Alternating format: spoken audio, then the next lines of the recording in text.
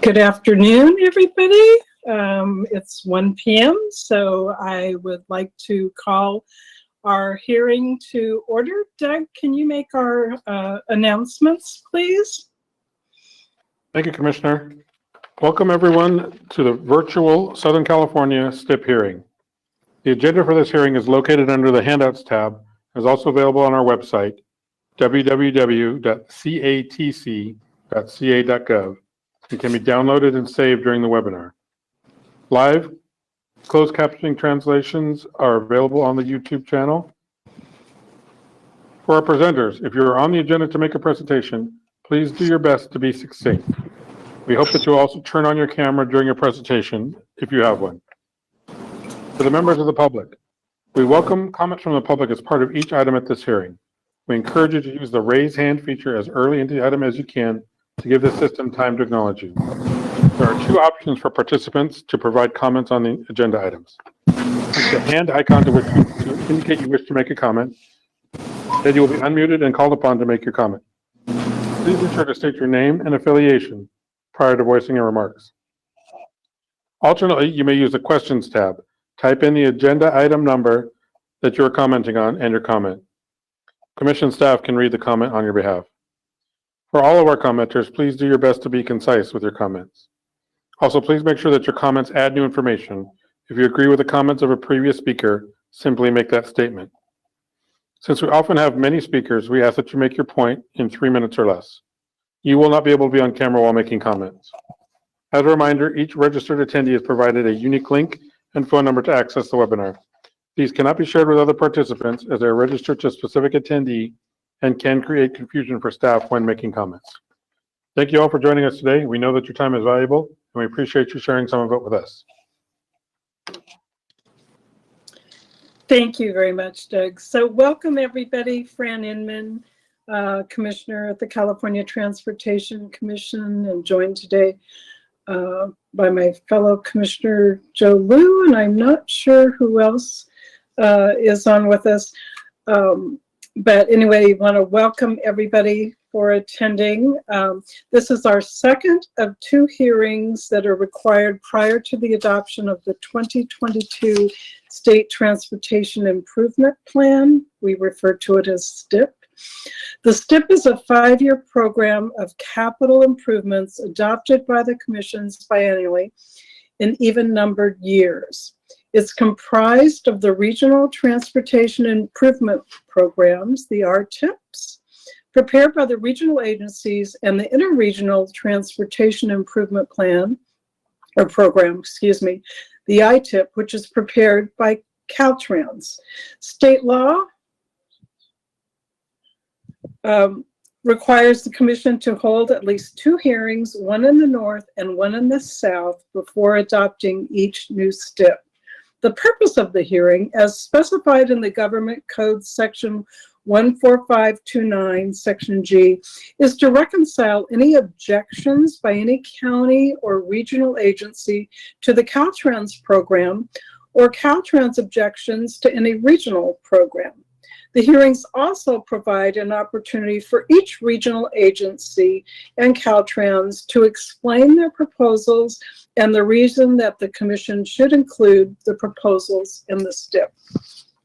Each commissioner was sent an electronic copy of the hearing briefing book prepared by staff. This is not a staff recommendation of any kind. It is simply the staff's compilation of the RTIPs and the ITIPs presented in a single format. A compilation of this magnitude prepared in a relatively short time may include some errors and misinterpretations. Therefore, the compiled information remains subject to updating and corrections before we prepare the STIP recommendations. We invite anyone concerned to bring up any changes and corrections as soon as possible. I'd also like to acknowledge I have 2 other commissioners that have joined us today. Commissioner Michelle Martinez and Commissioner Rocco Davis have also joined us that I'm aware of, and I apologize if I can't see.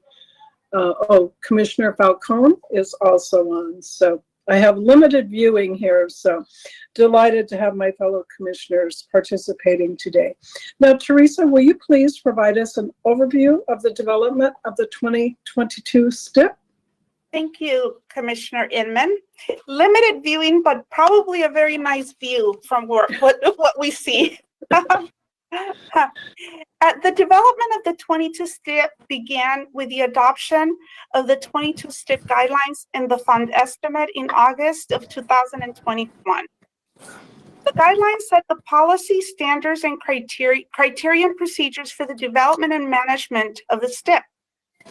The fund estimate sets the funding that is reasonably expected to be available over the STIP period. Statute requires that the STIP be framed by the levels of funding identified in the fund estimate. Each STIP covers a 5-year period. For the 22 STIP, it starts in fiscal year 22-23 and ends in fiscal year 26-27. The first 3 years of the STIP overlap from the 2020 STIP, and the last 2 years are programming capacity that is added in the new STIP cycle. In addition, each STIP covers portion of a consecutive 4-year county share period. For the 22 STIP, the first 2 years complete a 4-year county share period, and the last 3 years, it starts a new share period. The 22 fund estimate identified 2 targets for each region and Caltrans, the total target and the maximum. Normally, a minimum target is also identified. However, the 22 STIP did not include a minimum target due to limited capacity for the first 2 years of the STIP. The total target is the formula share distribution for the entire 5-year STIP cycle. There is no minimum, guarantee, or limit on project nominations or project selection. The maximum is the formula distribution based on an estimate of new capacity through the next share period ending in 27-28. In order for a region to program up to their maximum share, other regions must program less than their total target. The 22 STIP fund estimate identified $796 million in capacity for new STIP programming. Most of the capacity is in the last 2 years of the STIP, which are the 2 new years added to this STIP. We received the RTIPs and the ITIP by the deadline of December 15th of 2021. For RTPA selected not to submit an RTIP, mainly because they were not proposing new programming. These are Alpine, Modoc, San Benito, and Tahoe. We prepared a hearing briefing book that is a compilation of the RTIPs and the ITIP presented in a single format. At the front of the hearing book is the summary that compares the RTIPs and the ITIP proposals against the programming capacity levels identified in the fund estimate. In total, the proposed amounts for the RTIPs and the ITIP is $760 million. The challenge we have for the 22 STIP is that the proposals for the first 3 years of the STIP exceed the capacity available by approximately $350 million. This means that many projects proposed in the first 3 years of the STIP we will have to delay them for the last 2 years of the STIP when we have the capacity. In total, there were 32 counties and Caltrans that proposed at or below their total target level. Similarly, there were 24 counties that proposed above their total target level, including 9 counties that have advances and no target. Although total proposals are below the available capacity, staff may not be able to recommend programming every project, as some proposals may not be consistent with STIP guidelines. After the STIP hearings, staff will begin preparing a comprehensive recommendations for adoption of the 22 STIP, scheduled for the March Commission meeting. Statute requires that the recommendations be published no later than 20 days in advance of the STIP adoption. We are scheduled to release it by February 28th. Staff recommendations will be based on the proposals in the RTIPs and the ITIP, the capacity identified in the fund estimate, the policies in the STIP guidelines, and any further information that we may receive during and following these hearings. We will continue working with the regions and Caltrans to address any questions or unresolved issues as we develop our staff recommendations, and to make sure we understand regional and interregional priorities and that no one is surprised by what we recommend and why. After this introduction, we will move into the interregional and regional presentations.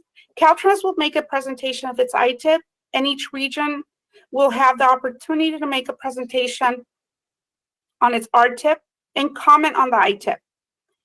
Before Caltrans and each of the regions testify, staff will give a brief overview of the proposal, including any specific issues to that proposal. Commissioner Inman, that concludes my remarks. If there are any questions, please, I'm happy to answer. If not, we can move on to the interregional program. You're muted. So I will provide a brief overview of the interregional program, of the proposal and the issues we have with the interregional program, and then I will turn it over to James. Tab number 3, I believe. Yes. Thank you. Yes, the Interregional Transportation Improvement Program is located on pages 87 and 80 through 89 of your hearing book. The fund estimate identified available new capacity for the interregional program of $178 million. This is 25% of the STIP new capacity. Per statute, the interregional program is further subdivided, with 60% going outside the urbanized areas on the interregional road system, with a minimum of 15% for interregional rail projects.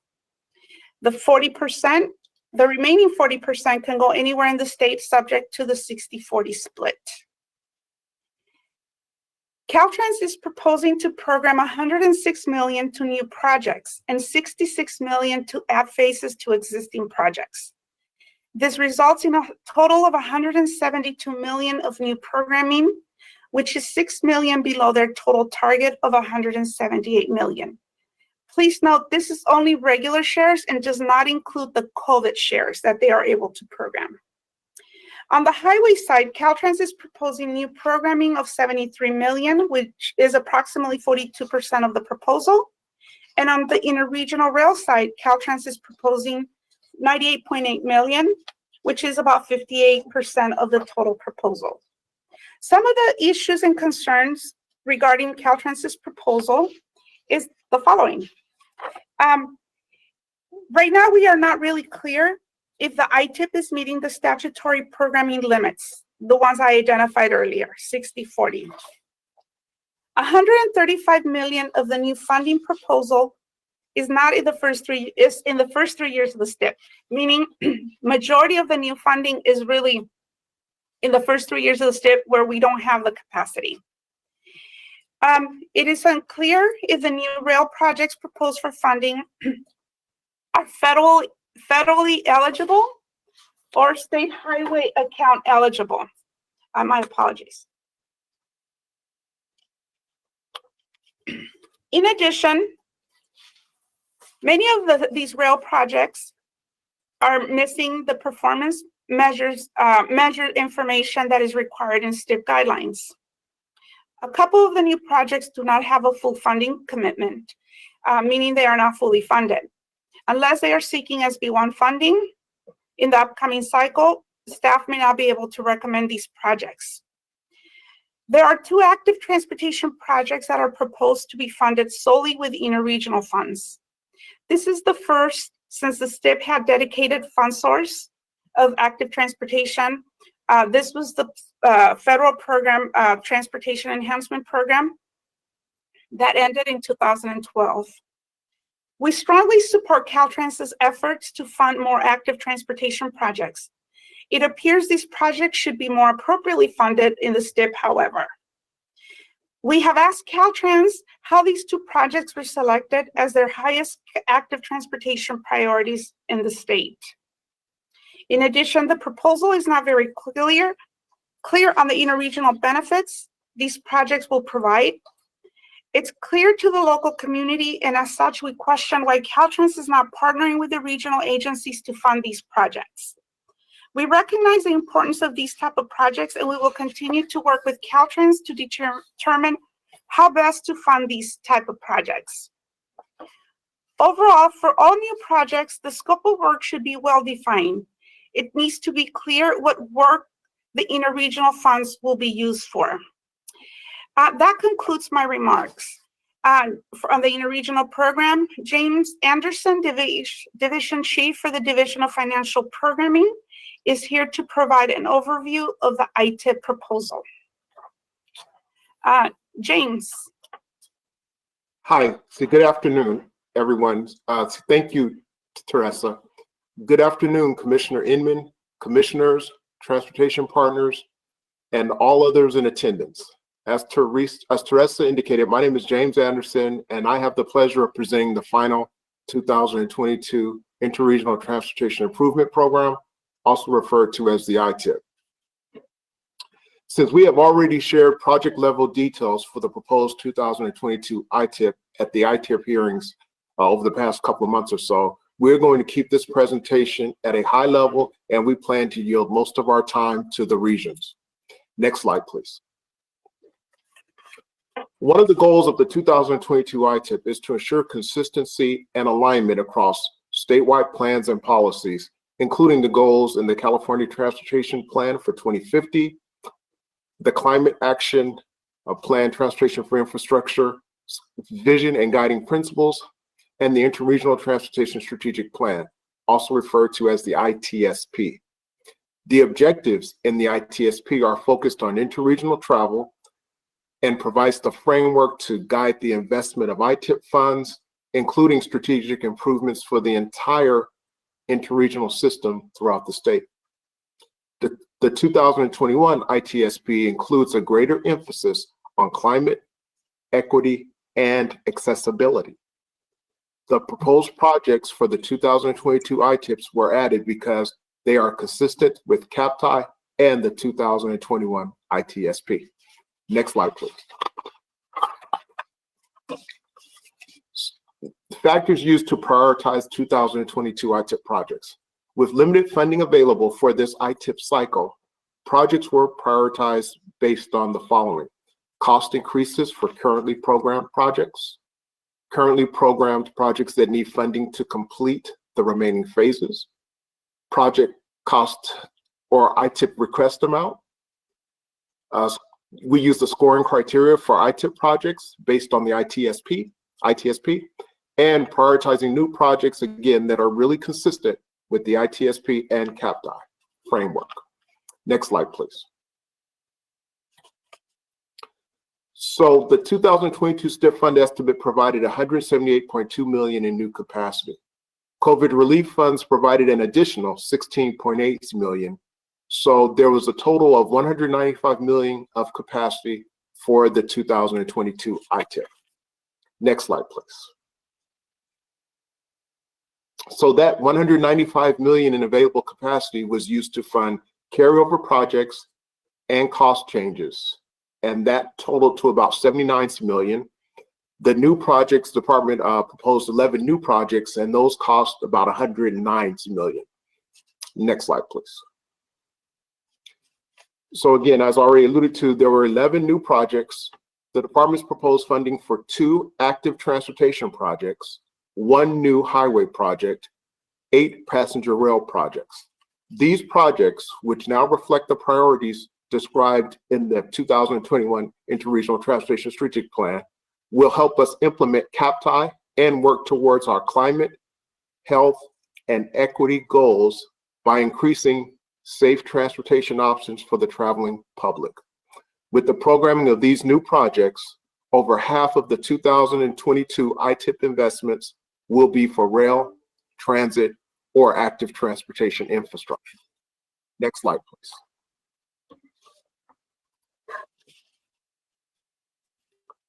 So in November 2021, ITIP hearings were conducted and the feedback was generally very positive.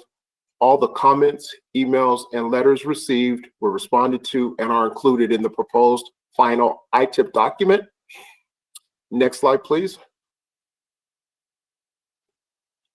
With regards to the input of FreePOT that Caltrans received, Caltrans appreciates all the comments, questions, suggestions. The important takeaway is that all the comments, emails, and letters that were provided were responded to and are included in the final 2022 ITIP document, and it is in there for your review, reference, and consideration. Next slide, please. So I want to thank you for allowing me the opportunity to present to you this afternoon. We appreciate the opportunity to work with you to finalize the ITIP, which contributes to creating a brighter future for all through a world-class transportation network. This concludes the 2022 ITIP presentation, and I'm happy to speak to any questions you have. Okay, thank you, James. Do we have any questions for James? Fellow commissioners? Do we have any other questions?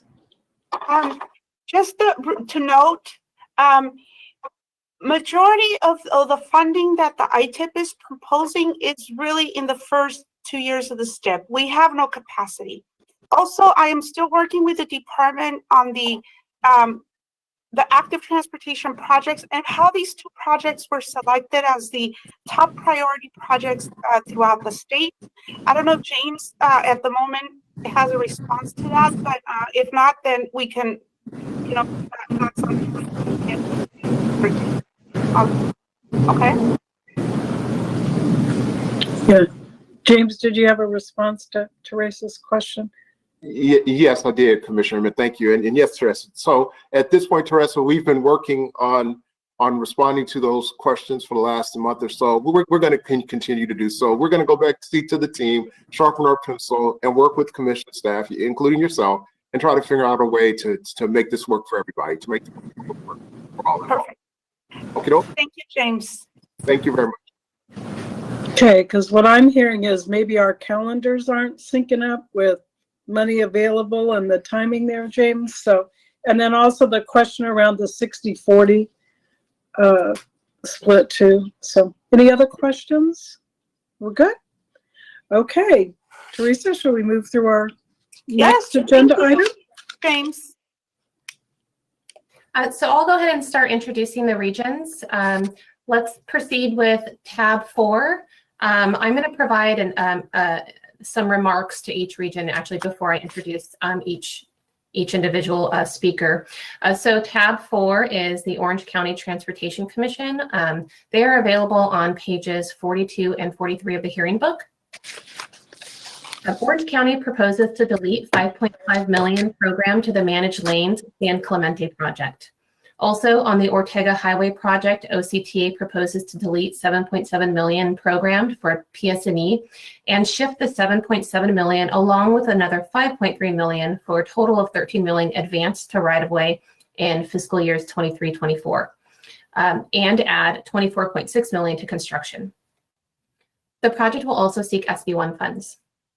They also propose to add 2 new projects totaling $9 million in fiscal years 25-26. The proposal exceeds their target by $10.8 million. With that, let's go ahead and introduce Daryl Johnson, Chief Executive Officer.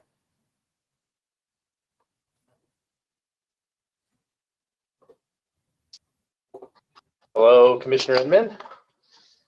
So very happy that the Orange County Transportation Authority has an opportunity to present today. So before I go into our proposal, let me just give a little bit of background on Orange County that I think is helpful. So we have 3.2 million residents in our state, and that's the most, in our county. That makes us the 3rd most populous county in the state and the 6th most populous county in the country. And we're also the 2nd densest county in California. A lot of folks don't know that. We have 8% of the state's population, but less than 1%, in fact, half of 1% of the state's land area. And also, according to the U.S. Census Bureau's Diversity Index, Orange County is the 9th most diverse in the state and the most diverse county in all of Southern California. We're the 2nd largest labor market in Southern California, only behind Los Angeles County and slightly ahead of San Diego County. And additionally, Orange County is home to a wide range of tourist attractions, and pre-pandemic, we served 50 million visitors annually. So if we could go to the first slide. or the next slide, I guess. So we pride ourselves on creating a balanced and forward-thinking transportation system that supports the diverse needs that you see on the screen here. In fact, our multimodal approach to transportation options in Orange County includes various programs as well as services such as a robust high-occupancy vehicle lane network, our Orange County bus system with a fleet of more than 500 buses, plus paratransit buses that number more than 200. We're a partner in commuter rail with Metrolink. We own the railroad right-of-way between the San Diego County line and the city of Fullerton. We also administer our local sales tax investments that invest in our city and county fleets. In fact, as we talk about our budget for an annual budget, nearly half, 47% of our budget is dedicated to fund transit, and that includes bus, rail, as well as our OCGO transit programs, which are local community circulators. So if we go to the next slide, we think about our programs in sort of 4 areas. Many projects and programs across the state. You can see on the street side, that includes active transportation, signal synchronization, our grade separation program, formula funding for maintenance.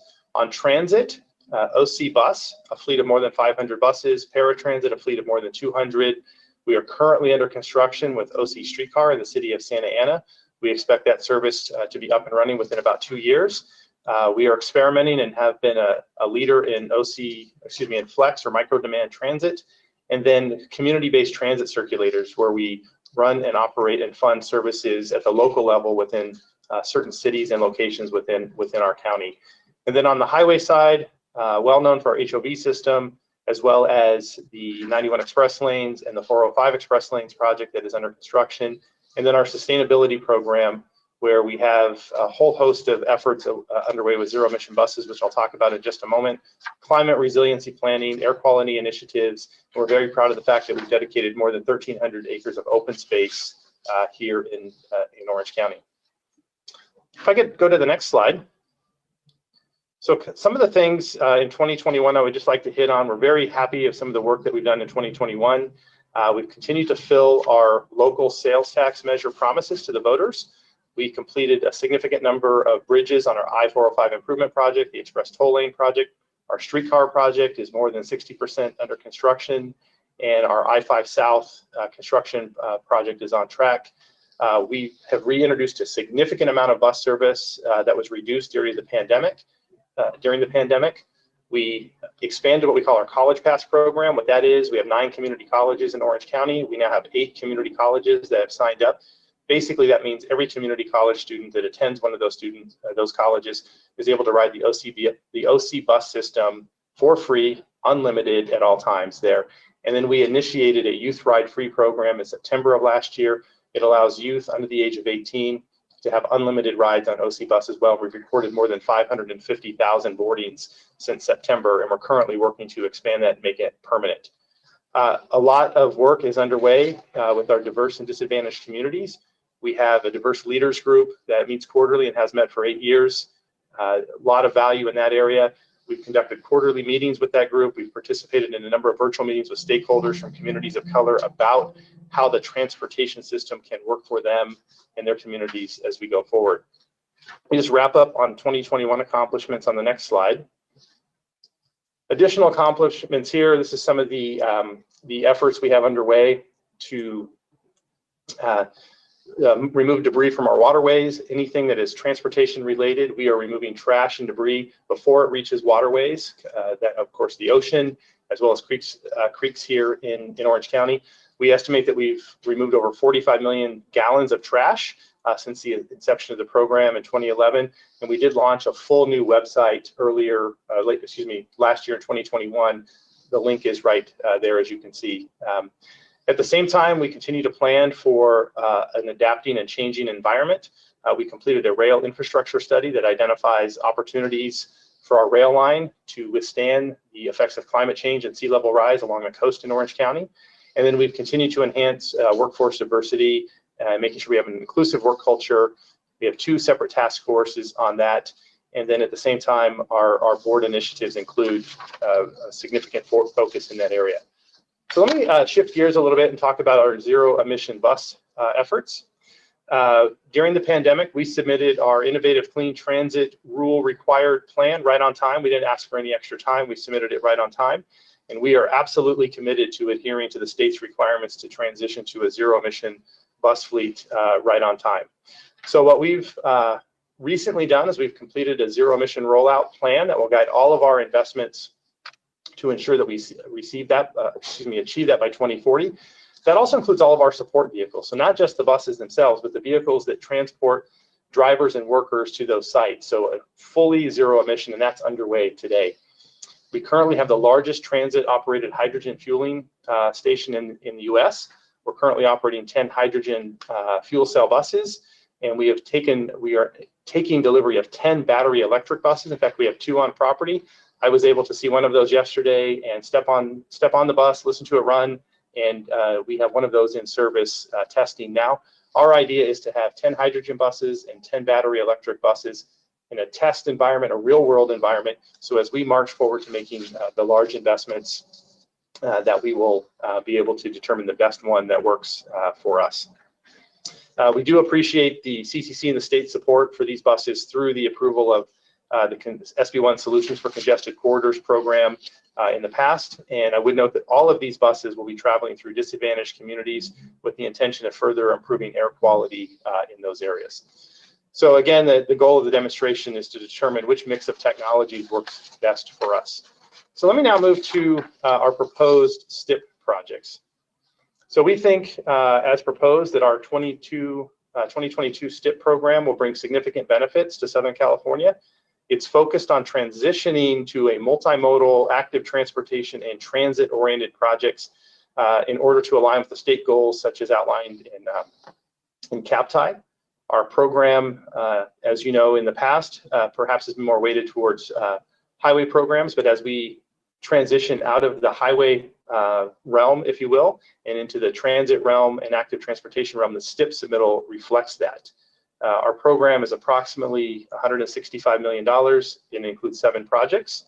4 of them are carryover projects which will help complete our prior commitments, including a gap closure project that have been underway for several years. So the STIP funds that are identified on the screen is going to complete construction as well as landscaping on a segment of I-5. It will complete a gap closure project as well as multimodal components on State Route 74, which has been identified as a priority interregional highway project as well. And it also includes funding for planning and programming in order to develop the long-range transportation plan and prepare our next shelf of projects for the future. The carryover projects I mentioned are strongly supported by our community, and the State Route 74, which is now in design, will include a bike lane and sidewalks to encourage active transportation along that corridor.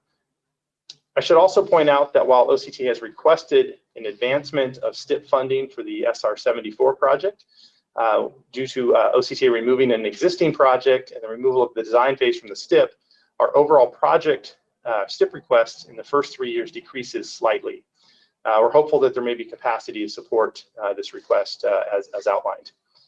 There are 3 new projects, and these projects align well with the state's goals, with 66% of the funding for new projects supporting transit and 34% supporting goods movement.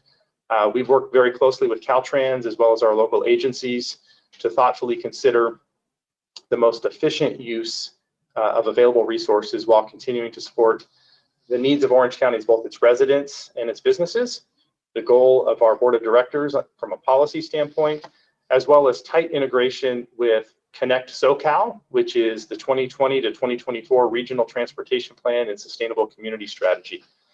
And then at the same time, making sure that the goals of the state to reduce greenhouse gas emissions and adapt to climate change are met. So let me hit on the projects really quickly. The centerpiece of our, if we go to the next slide, the centerpiece of our projects here is a new Transit Security and Operations Center. This is focused to help us support our transit operations. You can see in the building at the top is the old building. The rendering below is a new building. It supports several user groups within OCTA: operations, dispatch, field operations, transit police services, better for public safety, earthquake safe. Will also be used and designed as a backup facility during large-scale disasters that may occur in our future. We're nearly done with final design, and we're looking forward to being able to fund this project. We hope you agree that's an excellent candidate for both STIP as well as SB1 funding. The next project, new project, next slide, is installing real-time bus system information displays along our high-quality transit corridors. The idea is to make the bus riding more accessible, real-time bus arrival information, connection, advisory information, travel information, as well as security lighting. This will install at least 140 of these throughout the system. We currently have more than 5,400 bus stops. We're going to place these in the transit core, which focuses also on our disadvantaged and low-income communities in the core of the system there. So if we go to the next slide, shifting to goods movement, and I know I'm running out of time, so I'm going to wrap up quickly. State Route 57 truck climbing lane. This is at the northern end of our county going into Los Angeles County. High percentage of slow-moving heavy truck traffic causes extreme congestion. It's a two-phase project. We're already working on the first phase, which is the Lambert Road interchange project. This will be very focused on safety and goods movement, supported by the department, supported by the community, and coordinates moving into the other part of the district. Traffic counts indicate truck volumes of 12% during the peak hours and 17% during the midday. 40,000 trucks a day making this climb each and every day. And then I'll just wrap up quickly, Commissioner Inman, with just a quick thank you for the opportunity to present, and happy to answer any questions, and sorry for going 3 minutes long. Thank you, Daryl. And since you're first up of your peers today, I just want to extend a giant thank you to all our partners. You know, it's all about partnership and collaboration. And so I really appreciate the hard work. Quick question I have for you. We heard from James in terms of cost increases, and I've been worried given the hiccups in the supply chain. Are you seeing a lot of cost increases? You know, we are, Commissioner Inman. We take a very sort of, I would say, active role in that, but there's a lot of data. Caltrans is extremely helpful. We also have a contract with 2 economists in Southern California that focus on infrastructure. We've had that contract for quite some time. We update that cost index model each and every year. We present it to our board. We are planning and programming, if you will, in our estimates, inflationary growth. We think we have it right. And we know we have a couple of projects that we'll be opening bids on in the February-March timeframe, and that will give us a sort of an indicator of where we're at today. But we do believe, and we are anticipating some inflationary cost pressures. Thank you. Any other questions? Do my fellow commissioners have any questions?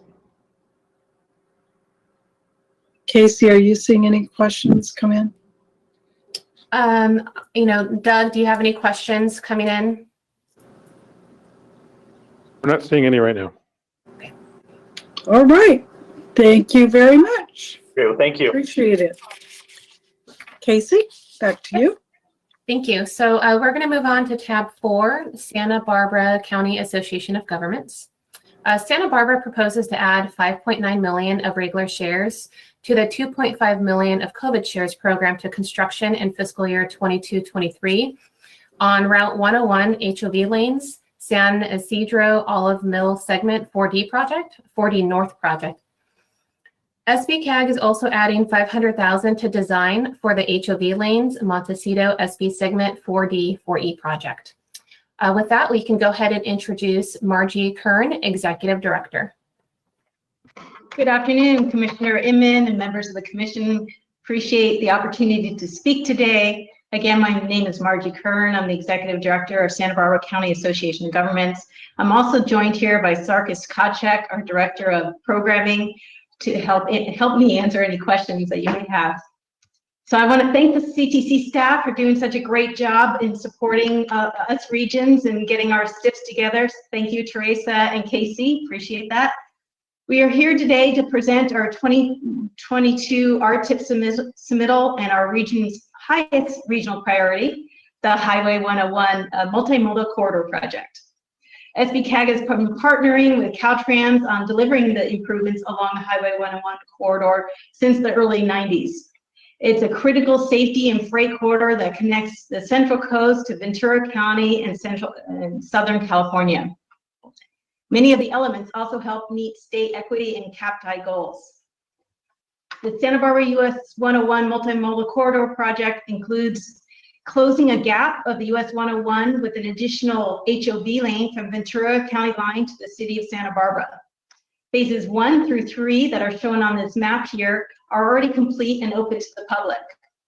Thanks to the CTC investments in cycle 1 of congested corridors and freight funds under the SB1 program, 3 segments of the final phases, 4A, 4B, and 4C on this map, are all under construction right now. That includes 7.5 miles of the final 10 miles, which leaves the final 2 segments, 4D and 4E, still needing funding. If funded, these segments will close the final gap of 2.5 miles of HOV lane in Santa Barbara County. With our partnership with Caltrans, these final segments will be ready for SB1 Cycle 3 in the first years of the program. The highway improvements on 101 are part of a larger program that will help relieve congestion for commuters traveling between Santa Barbara and Ventura counties. We are incorporating many multimodal improvements, which include the intercity transit, our partnership with Ventura County, rail improvements in our partnership with LoSan, and completing the gaps on the coastal trail to increase biking and pedestrian walking along the corridor. We believe our project is the poster child for multimodal corridors for regions our size. Next slide, please. SBCAG has invested all of our STIP shares to the Santa Barbara 101 multimodal corridor project for the past few cycles as the one resource to help deliver our projects. In partnership with Caltrans, we have thrown in the kitchen sink at the corridor in terms of state and local resources. State resources like STIP, SHOP, and SB1, in concert with our local transportation sales tax measure, Measure A, have allowed us to get close to the completion of the HOV segments. SBCAG's 2022 RTIP target is $7.154 million, which we're proposing to work on 3 projects as shown in slide 1. The first is to complete the final design on the remaining 2.5 miles of the remaining 2 segments. The second priority is for the 101 HOV segment 4D, and the final one is for our programming, planning, programming, and monitoring allocation. RTIP funding will be used for project development in segments 4D and E. SBCAG requests the programming in the 22-23 year. Using the CMGC delivery method in partnership with Caltrans, SBCAG and Caltrans have advanced work on a portion of segment 4D, which is being funded using SHOP dollars. Caltrans SHOP dollars are Measure A dollars and SBCAG RIP dollars. This funding will be used for construction and is scheduled to begin in 2023. So therefore, SBCAG requests the programming in 22-23 to be in sync with that SHOP funding and the mid-cycle STIP funds. Last slide, please.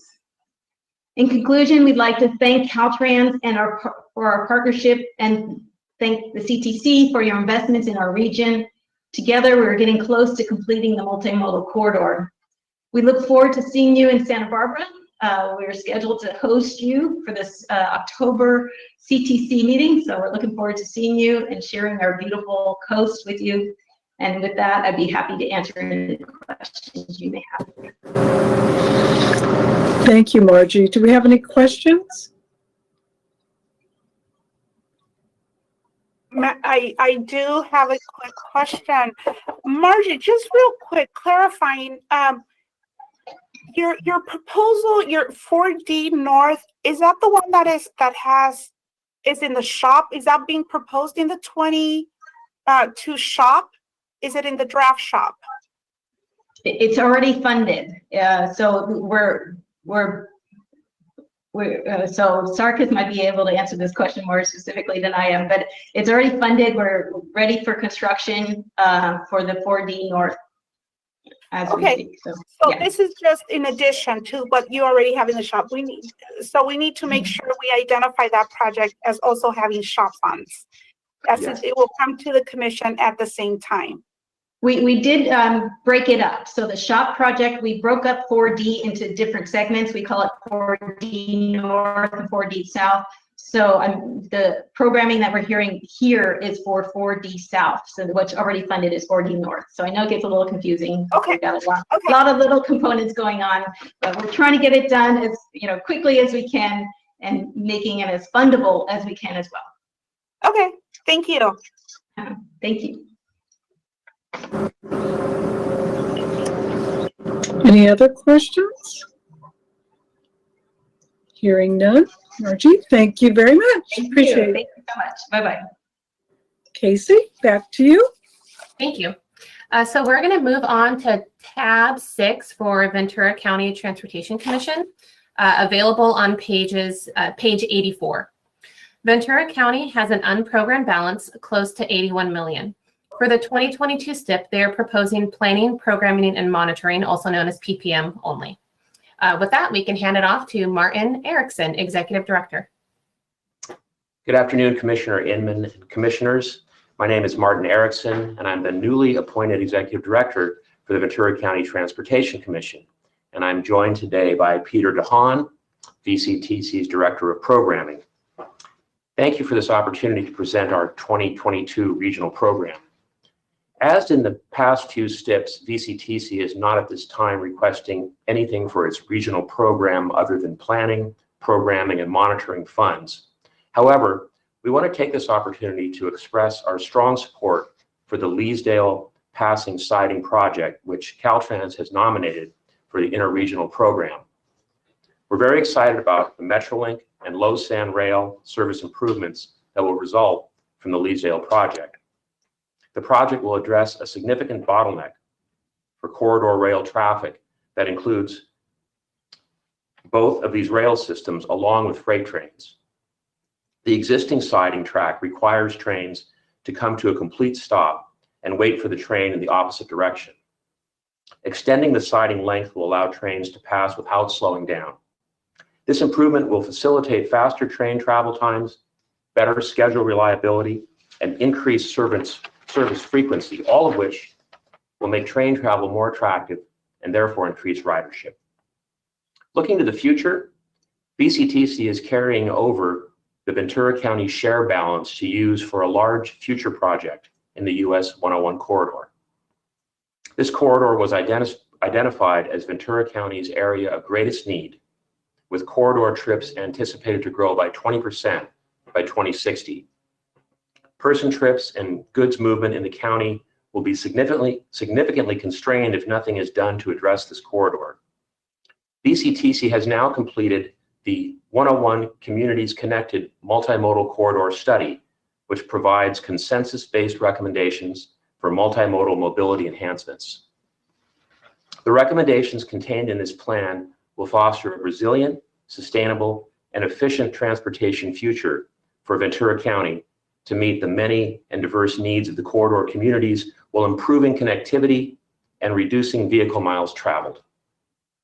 VCTC will be able to move forward with at least a portion of this plan using the STIP balance as well as regional federal apportionments that we've been saving. We may also be seeking funds for this purpose from the SB1 Solutions for Congested Corridors program. Regarding the remaining COVID funds, within a few weeks, we will be submitting those projects, which will include active transportation and local street rehabilitation. Thank you again for providing this opportunity to tell you about our program. And I look forward to working with you in the future in my new role. Happy to answer any questions with Director DeHaan.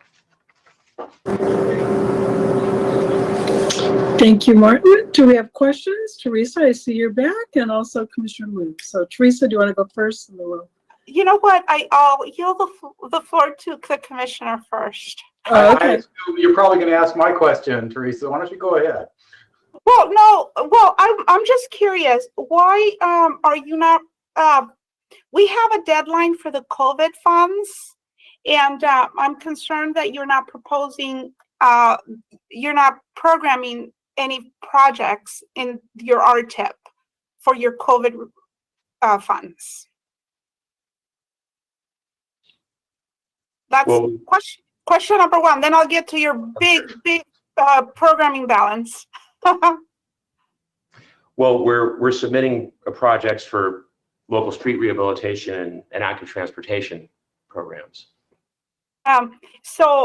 Yes, so I guess I will work with Peter DeHaan because we do have a deadline for those funds and we want to get those funds out as soon as possible. And we don't want you to lose the funds because otherwise we're going to have to kind of ask Caltrans to use the funds, and we want to make sure you use them in your region.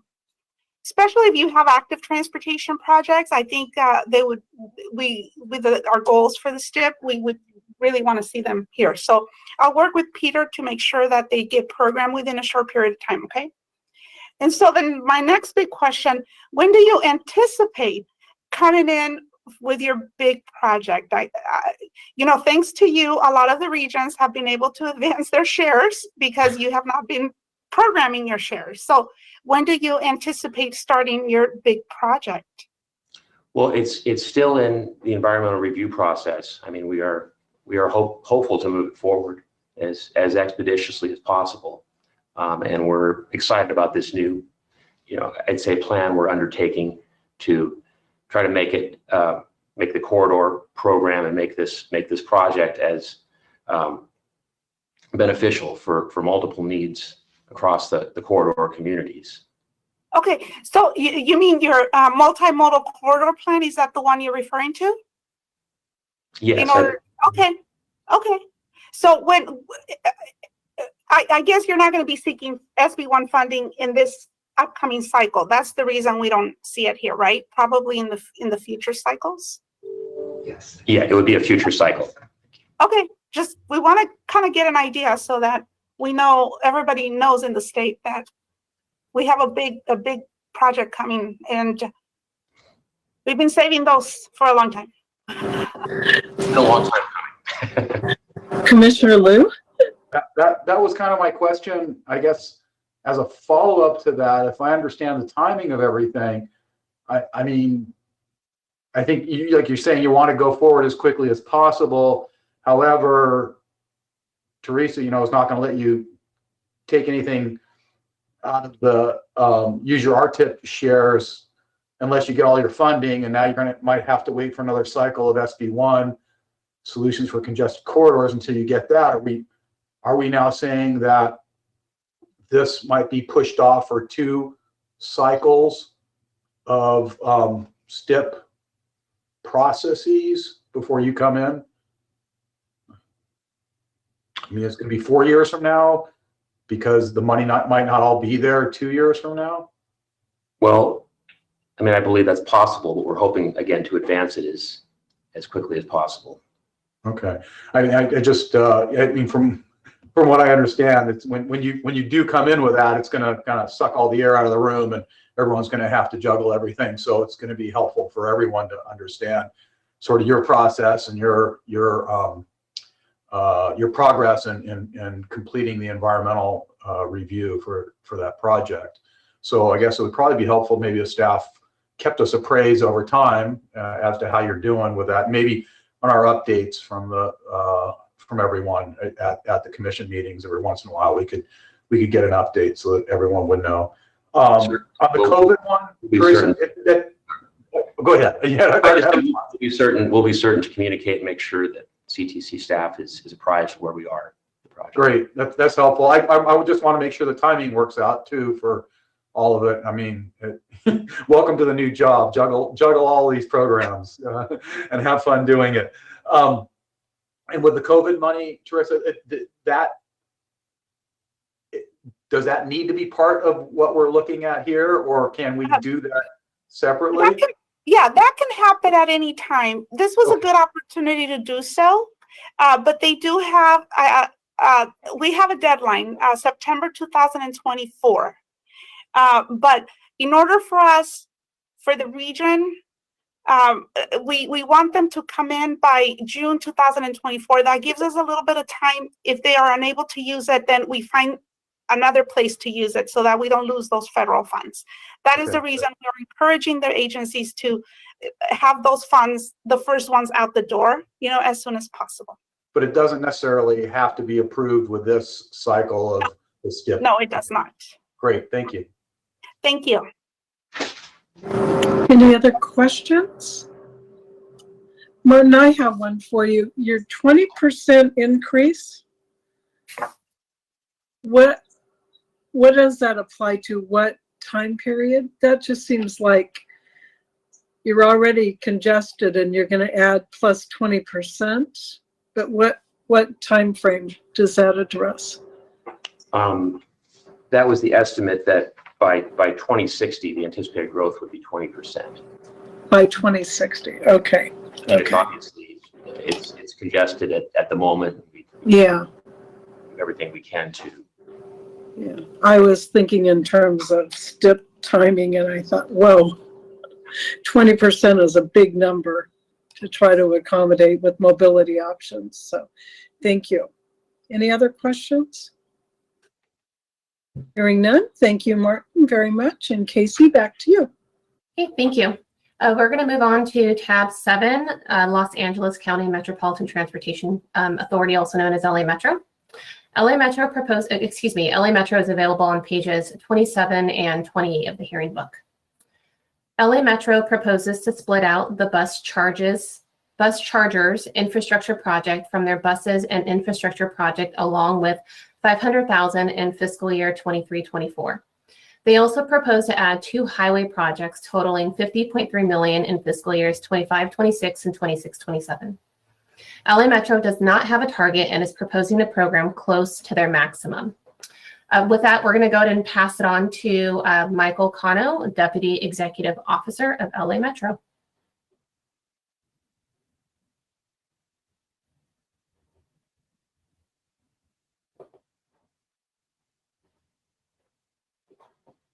Hello, Casey, can you hear me? Yes, I can hear you. Thank you. Okay, great. Thank you. I apologize for the camera. I got a limited bandwidth issue right now, so I want to make sure my audio does not cut out.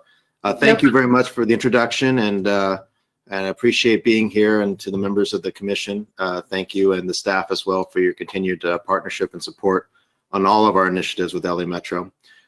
Introduce myself to the public. My name is Michael Cano. I'm actually now the interim executive officer for Countywide Planning and Development Department. That just happened the last week, so I appreciate this opportunity to step in for my team and make the presentation. We'll go to the next slide.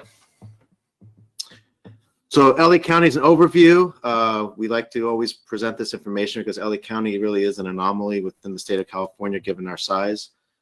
We are home to over 10 million people, and it's not just the most populous county in the state, but it's also the most populous county in the whole country. Our population is comparable to the states of North Carolina, which is the 9th largest state by population, and Michigan, which is the 10th largest state by population.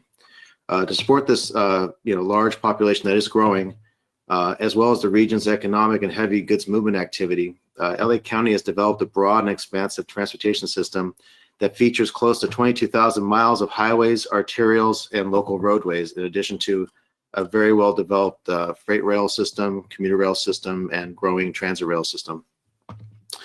We also serve the county as a major operator for bus and rail service. We have the 3rd largest transit system in the nation, with over 1.2 million daily boardings. We also serve as the regional transportation planning agency and the construction lead on major rail transit projects within LA County. And we're very proud and grateful to be a partner to the state, not just for working with you on these programs, but helping to support and defend the funding programs that make these applications possible. Or for funding, we need to deliver transformative multimodal projects in LA County that bring about our shared goals with the state for safety, mobility, sustainability, and equity. Next slide, please. So looking at our region, we have 26% of the state's population, but we also have 46% of all of California's disadvantaged communities in LA County. All of our communities, including the disadvantaged communities, are impacted by many of the disproportionate amounts of the state's traffic delay, which is about 47% of the state's vehicle hour delays, as well as the traffic and air quality impacts that are generated through the movement of goods, as we have 73% of all the airport freight coming in through LAX and 86% of the seaport freight coming in through the nation's largest seaport complex at the ports of LA and Long Beach. LA County plays a major role in driving the California economy. We know California would be the 5th largest economy in the world if we were a sovereign nation. LA County generates over half of the state sales taxes to help power that economy. and LA County by itself would be the 18th largest economy in the world if we were our own sovereign nation. Next slide. So getting past all that, wanted to get to our presentation here. In 2018, 2020, LA County was eligible and to receive advanced shares, and that went to support our East San Fernando Valley transit project, as well as our zero emissions bus transition projects. As a result, LA County has received a zero regular target share in the following STIP cycle for 2022. We do continue to have a very important transportation initiatives to deliver for measures R and M. We have ambitious needs, of course, and we are very grateful for the opportunity to be able to request the use of our maximum target shares going forward. Next slide. So in terms of our proposed programming, we have $417 million of existing programming, which you see below in the black and gray. And that includes planning programming. That includes a multimodal array of projects that you see from SR 138 to bus infrastructure to our rail program.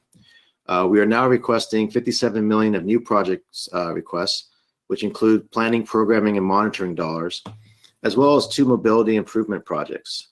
The 2 projects are part of a large package of projects designed to implement the TSM TDM alternative to the 710 North project. That was the gap closure highway project that was envisioned at one point, but has been transformed into a non-freeway project. Both are multimodal with emphasis on active transportation improvements. And I do want to highlight there is a 4-letter word on the screen here. It's called widening. We know that's a very important word to call out when it comes to highway projects for the LA City Soto Street widening project. That is not a widening project in the sense that has caused concern across the state. This is really more cutting into a hillside to create space for active transportation improvements to make more of a complete street on Soto Street in LA City. So it basically address a small bottleneck, and we'll talk about more on the next slide.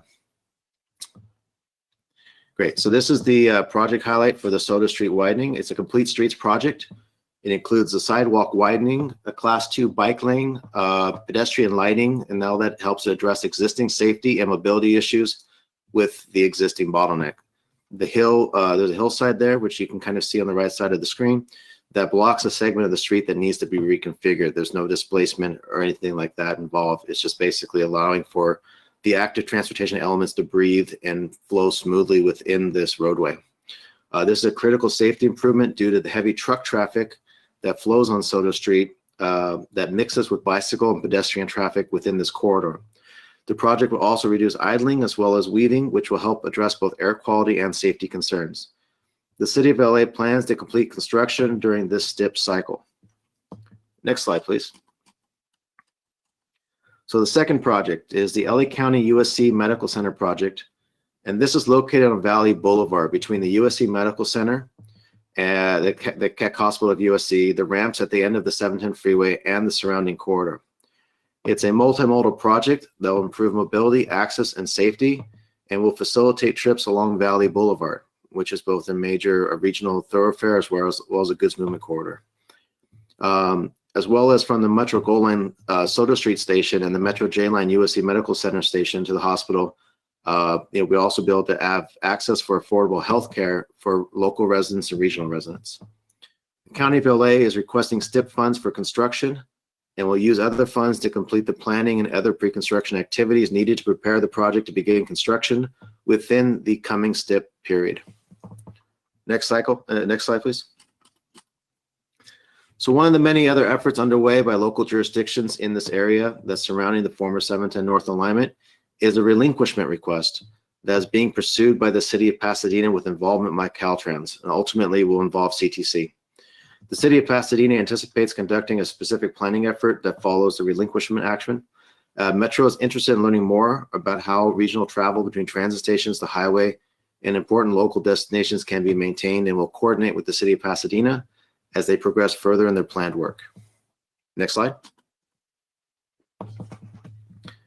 We're also working with Caltrans on an already programmed ITIP project called Link US, which is a Link US Union Station major improvement program, as you can see here. One of the features, of course, is the run-through tracks will allow for Metrolink and Amtrak to be able to access Link Union Station as more than just a stub end operation that will help create greater travel efficiencies by shaving up to 10 minutes off of those train trips and allowing for more regional through trips that will provide greater service throughout all of Southern California. Under the CMGC contracting proposed for this project, we can be ready to request the construction funding either in FY 2022-23 or FY 23-24, as it is currently programmed. Last slide. In conclusion, I just again want to reiterate and express my appreciation for the valued partnership that Metro has had with and continues to have with CTC and Caltrans, especially with your staff that have been excellent in working with us. All of this has been integral to delivering the key regional projects that our voters have supported with local sales tax funds and which will help move our county forward. And we look forward to continuing this partnership through the delivery of the 2022 RTIP and other important state programs. And with that, I'll be happy to take any questions. Thank you, Michael. Any questions, fellow commissioners? Doug, do we have any other questions? We're not seeing any at this time. Teresa, you're always good with a question.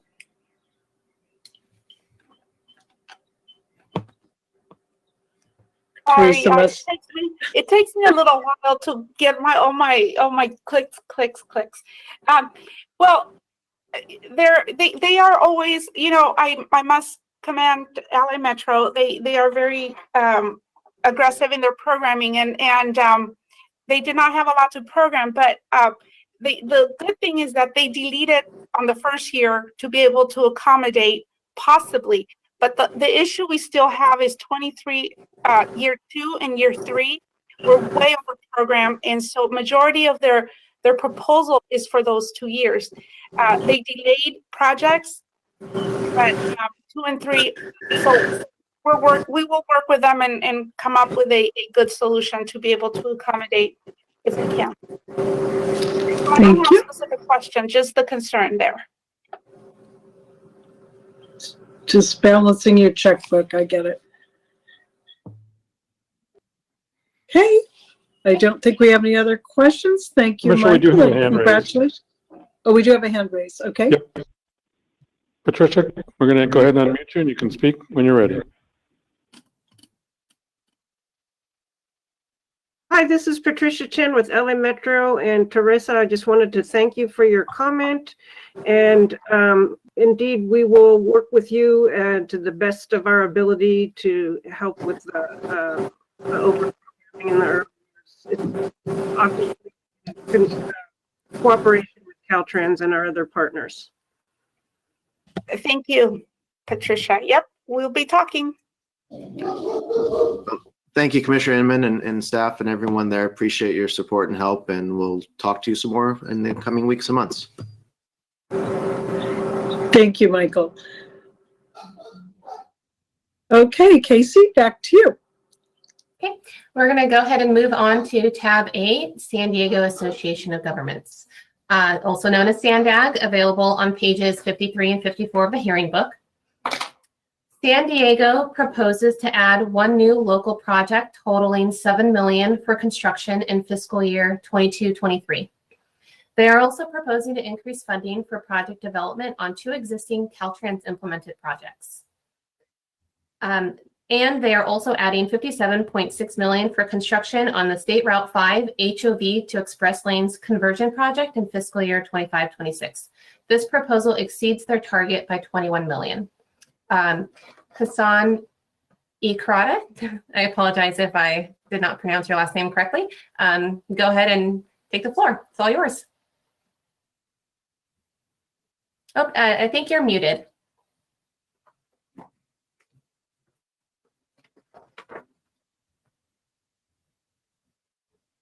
Okay, I'm good now, right?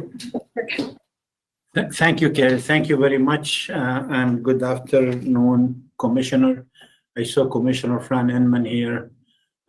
Just don't tell anybody you're my favorite commissioner of all time. So thank you for having me here. I'm the CEO of SANDAG, Hi, Fran.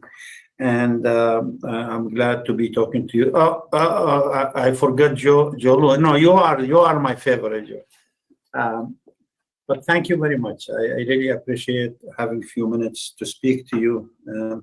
As you may know, SANDAG just adopted the Regional Transportation Plan last December.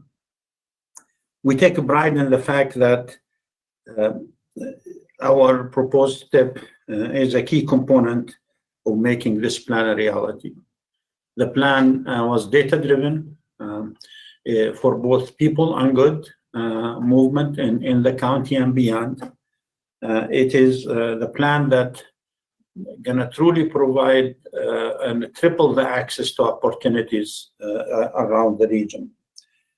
So the SANDAG proposed STIP focuses on the following goals, and I'll elaborate in each briefly. So one is it's going to leverage SB1 funds to complete a critical link to our regional bikeway program.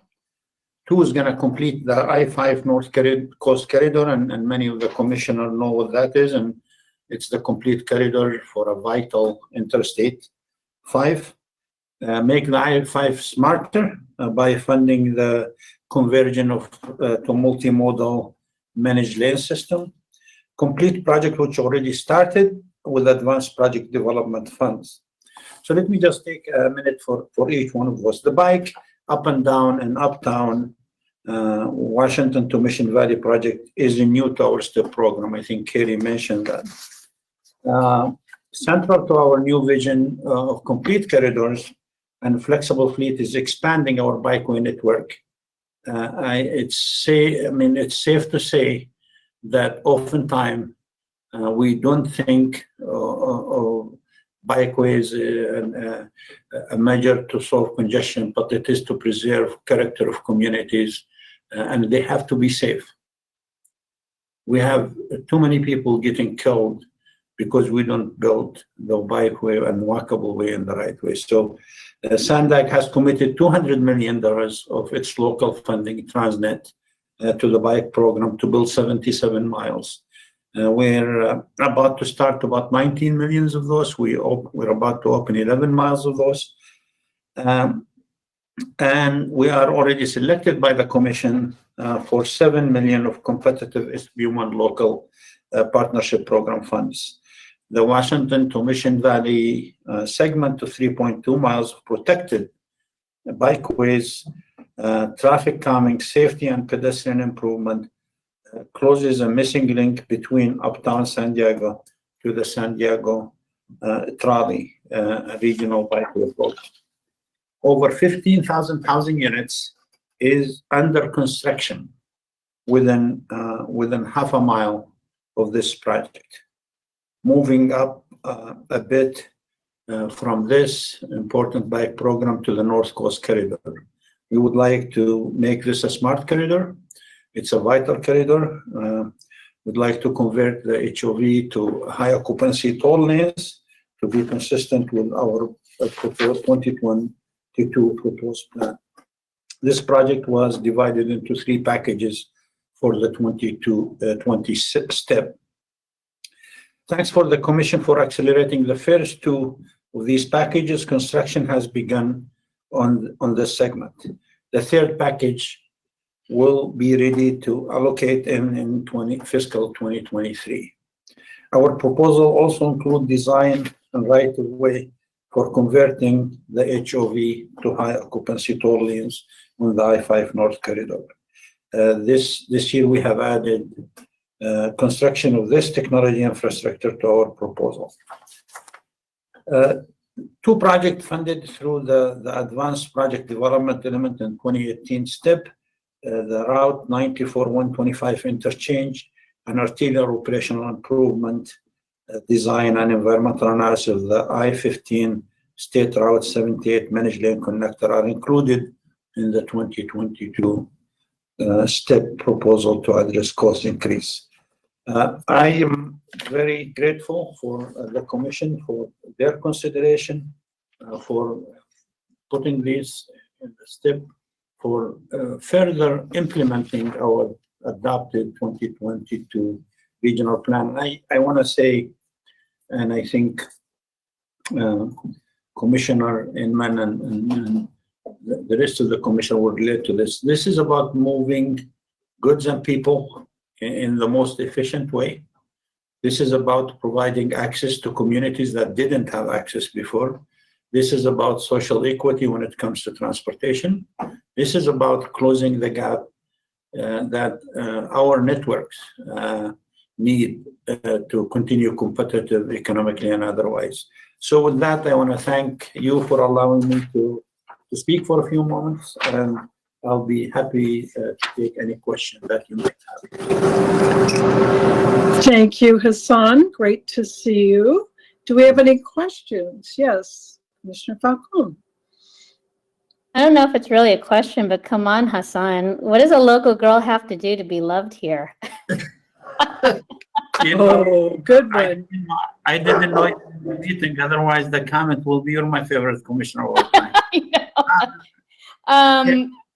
I applaud the discipline, of your planning on STIP, given the constraints on, the STIP funding. And, we're hoping with the investments that the region, with enhancements with the state on the bikeway system, that, it'll definitely be, hopefully a actual viable way for people to get from A to B. So, love hearing, the things that you're doing throughout the region on the bikeways. And one more thing, just, and I don't know if this is the appropriate time to bring up, the LoSAN and some of the work that you're doing, to look at realigning, but, I anticipate we'll be hearing more and more from you on that project. Thank you, Commissioner Falcon, and good to see you, and Happy Lunar New Year to everyone here.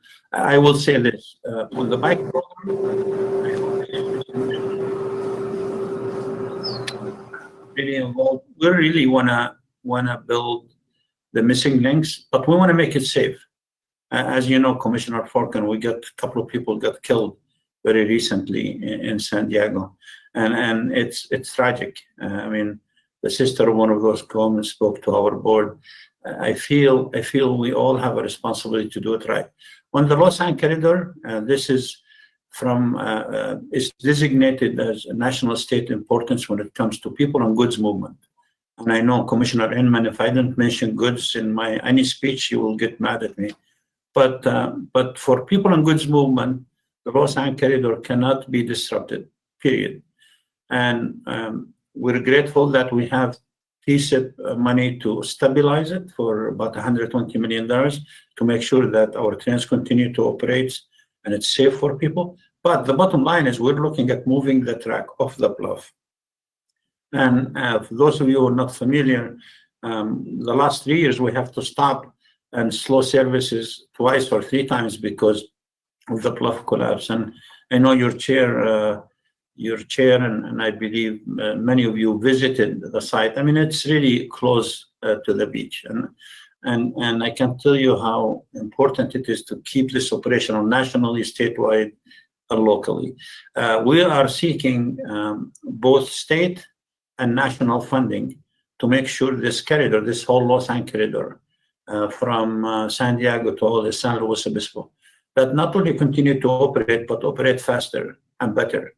We're going to straighten that line. We're going to double track. We're already 2/3 on the way. And so we're going to be looking for help from you in making sure that this corridor, a vital corridor, a second busiest corridor in the nation, continue to be there for us and for future generations.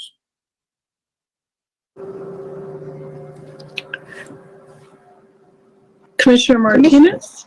Thank you, Commissioner Inman, and greetings, Hassan. Quick question for you and possibly also for Teresa. As we talk about safety and we're talking about bike lanes, and I commend SANDAG and the leadership to moving forward in that direction. But what percentage are we continuing to fund just bike lanes versus protected bike lanes? I know you spoke about, moving forward towards protected bike lanes, but I do believe when we talk about access, you can go ahead and build a bike lane, but that doesn't mean it's accessible to everyone. There's a lot of folks that choose not to just ride in a green bike lane or just a painted bike lane. They rather feel safe in a protected bike lane. So I guess as you all move forward, are you going to move in that direction towards protected bike lanes? Commissioner Martinez, good afternoon. And if I knew you were there, you will be my favorite commissioner of all time. You were my boss for 1 year. And Yeah. But to your question, and this is something you and I had a discussion about, and I'm sure Commissioner Falcon from San Diego will relate to. Striping a lane and saying there is a bike lane is not an investment that we should make. I really believe that very strongly. I believe that if we're serious about, and by the way, bike lane is not going to solve our congestion problem, but for sure it's going to give our community a character that it doesn't have right now. So we are moving toward, we either do it right or don't do it at all, because frankly, it's heartbreaking. And you've done a great job, Commissioner Martinez, when leading SCAG in making that point, that striping a street and saying there's a bike lane is not good enough. Having said that, you said about the funding.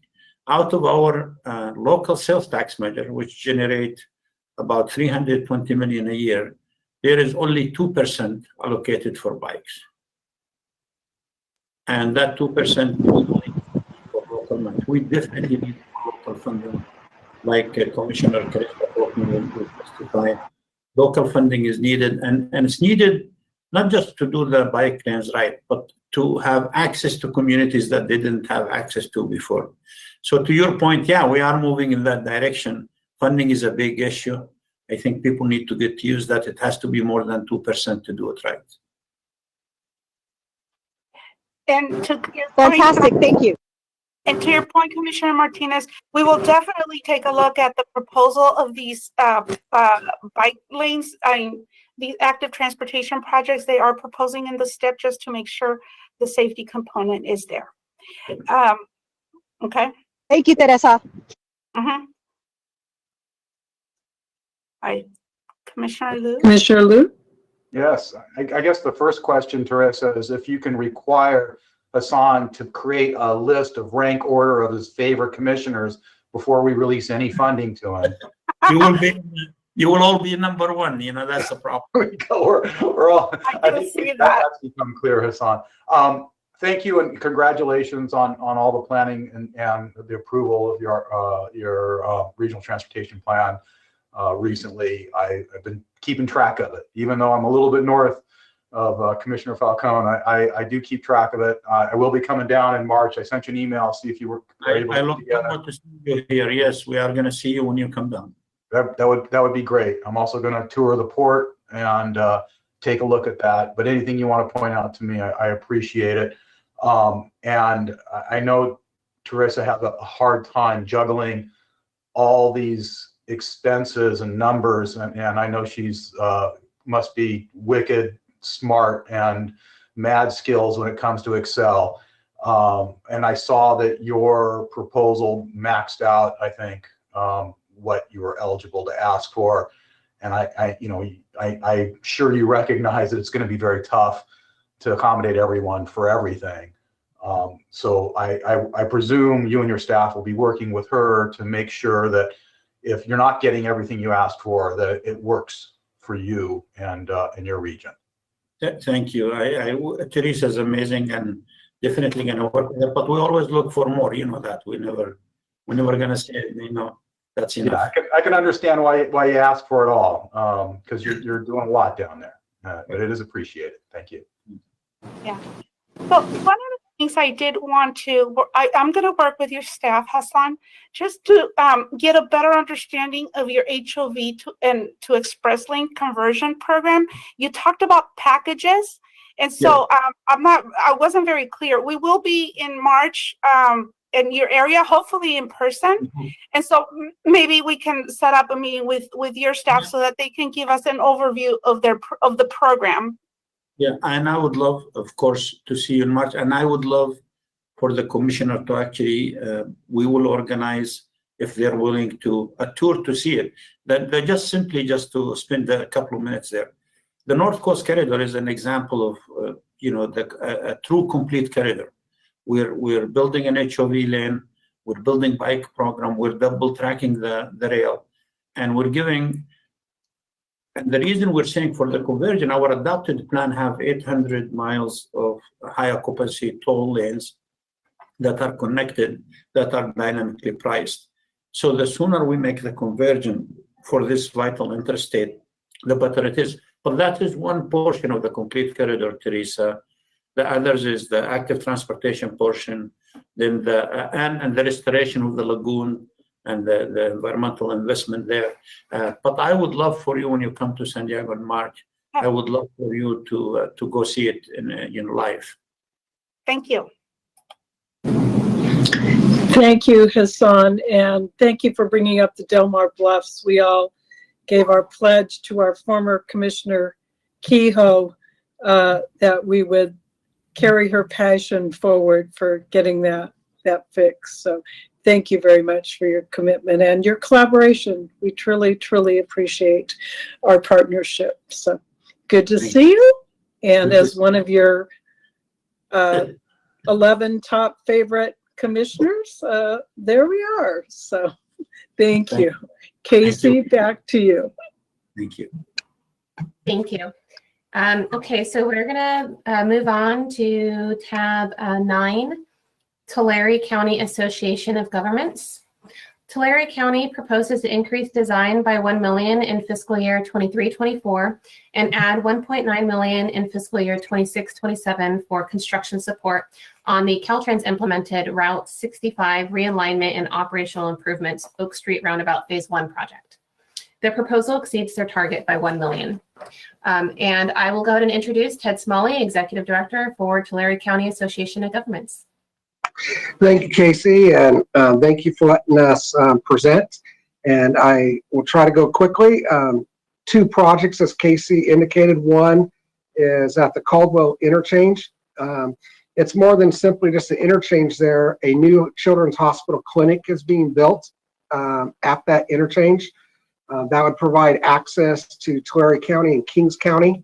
The road coming, if you will, from the east has been built, and a multimodal road that includes class 4 bike and ped improvements. And so we're excited about Children's Hospital coming. This interchange needs to be rebuilt. It certainly isn't one that you would want to put a pedestrian or a bike over. And so it's going to be redone with roundabouts and to allow folks to go over the overpass in a safe way. So we're excited about that partnership with Caltrans. On that project, we have local funds, measure funds, CMAQ, and RIP, so quite a bit to make that work. On the other project for the city of Lindsay, the roundabout and safety project, a very dangerous intersection right now on 65, and we would have a realignment in partnership with Caltrans, create a roundabout, improve safety not just for cars but for peds and bikes. Again, looking at how we can do more than simply just fix it for cars. And on that project, again, we all have CMAQ, we have RIP, and so a lot of different funding sources to get these projects done. We're excited about them, and we certainly will work with CTC staff if there's needs to be adjustment in the year of programming or whatever we need to do to partner to get these done. And the last thing I would just note is we've been waiting 2 years, so we're hoping COVID will allow us to finally do a town hall with you guys. We have tours set up for 2 years. We've delayed them twice, and we have the speakers. We keep telling them, no, wait till next year. So we're excited to get you down here to see everything from our partnership on affordable housing to our bike effort to our transit effort and much more. So we look forward to seeing you in person, hopefully this year.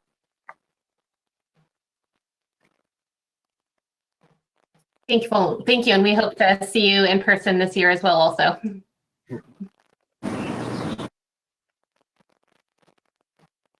You're muted, Commissioner Inman. Wow, I can't, my screen's like must be the sunshine or something. Great to see you, Ted. Just reminds me how much I miss all of us getting together. So thanks for joining us, and we look forward to the day when we can all be in person and continue our in-person collaborations. So, but thank you so much. Okay, Casey, back to you.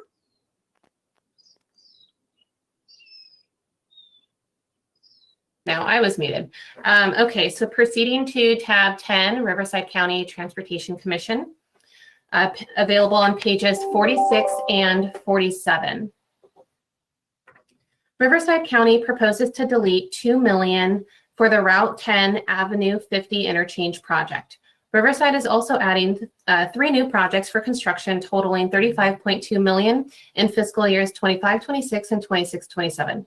Their proposal exceeds their target by $14 million. They are also proposing to program 1 new project totaling $15.6 million with their COVID shares. And I will go ahead and pass it on to Ann Meyer, Executive Director. Okay, good afternoon, Commissioners and CTC staff. Again, Ann Meyer, the Executive Director of the Riverside County Transportation Commission, and I'm very happy to be joining you here today.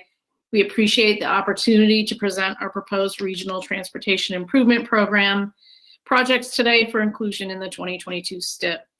Now, before I get into a few project details, like many of the others, I'd like to take a few brief moments to describe Riverside County to put into context why these projects are important to our region. You know, it's interesting listening to all of my Southern California colleagues. You know, we often talk about how the populations of our counties and the size of our counties, and you know, I think it's really significant to note that the Southern California region is a highly populated area with a very large geographic expanse with a great deal of diversity as well as many needs. And Riverside County is certainly no different than our neighbors to the west, north, and the south. Riverside County is the 4th largest county in the state of California and the 10th most populated county in the entire country, with a population of over 2.5 million. And that population number continues to increase, especially as more and more people are moving inland so that they can seek and find affordable housing. And unfortunately, oftentimes that means they're moving further and further away from their jobs, which makes transportation and mobility all the more important. The county has 28 cities, spans 7,200 square miles, about 16% of which is considered rural. The county serves as a conduit from the ports of LA and Long Beach, with more than 77% of the freight being passed through cargo destined for areas beyond the county line. And corridors such as State Route 91, I-15, and I-10 are the most heavily traveled gateways to the rest of the nation. RCTC submitted for your review and consideration the 6 projects seen here on this map, plus planning, programming, and monitoring funding. Our submittal includes 4 new projects, which this presentation will focus on. One of the existing projects, the Interstate 10 Avenue 50 Interchange project in the Coachella Valley, is suggested to be deprogrammed, while the Coachella Valley Regional Signal Synchronization Project Phase 2 is proposed to continue and utilize those deprogrammed funds. Both projects were originally programmed in the 2022 STIP, and those are shown on the map at the far right side. Focusing on the new projects, starting from west to east, the 4 new projects are the Temescal Canyon Road project, the Interstate 10 Highland Springs Interchange project, I-10 Monroe Street, and Coachella Valley Rail. So the first project, the Temescal Canyon Road project, is a gap closure project on a road that traverses the Temescal Valley between Corona and Lake Elsinore. This road is the primary north-south arterial paralleling Interstate 15. And this Temescal Canyon Road is the only alternative route to the highway for residents in this area for over 12 miles. The proposed project will provide safety and quality of life improvements for local residents who experience 30-minute travel times just to take their children to school each day. And additionally, the project will deliver 2 new sustainable modes for getting to school, sidewalks, and bike lanes. A total of $13 million in RIP funding is proposed on the project, which is currently in the environmental phase, and the project will be construction ready by 2026 when the STIP currently has new capacity. The second project is Interstate 10 Highland Springs Interchange, and it is a badly needed operational improvement.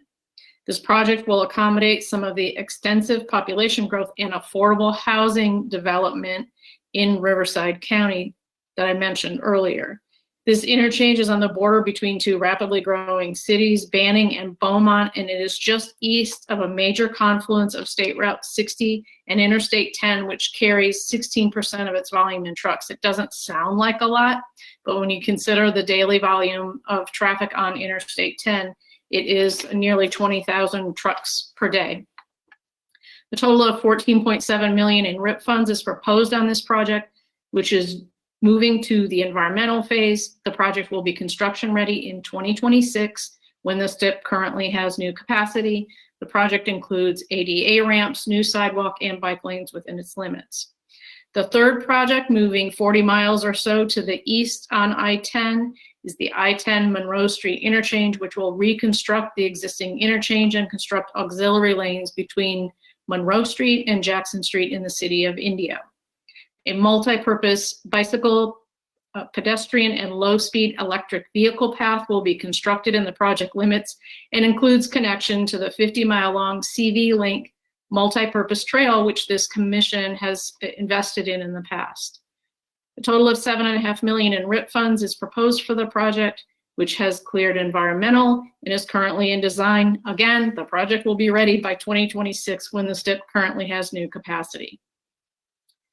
The fourth project, and the largest and most significant, is a proposal for Coachella Valley Rail to prepare a Tier 2 environmental document, an analysis, as well as design of up to 6 station locations, and construction of 76 miles of third track between the city of Colton east to the Coachella Valley, with 5 round trips per day between Los Angeles and Indio. Once constructed, the project will address the absence of effective transportation alternatives to the automobile between LA and the Coachella Valley, while travel demand along the corridor due to population, housing, and employment growth is expected to increase.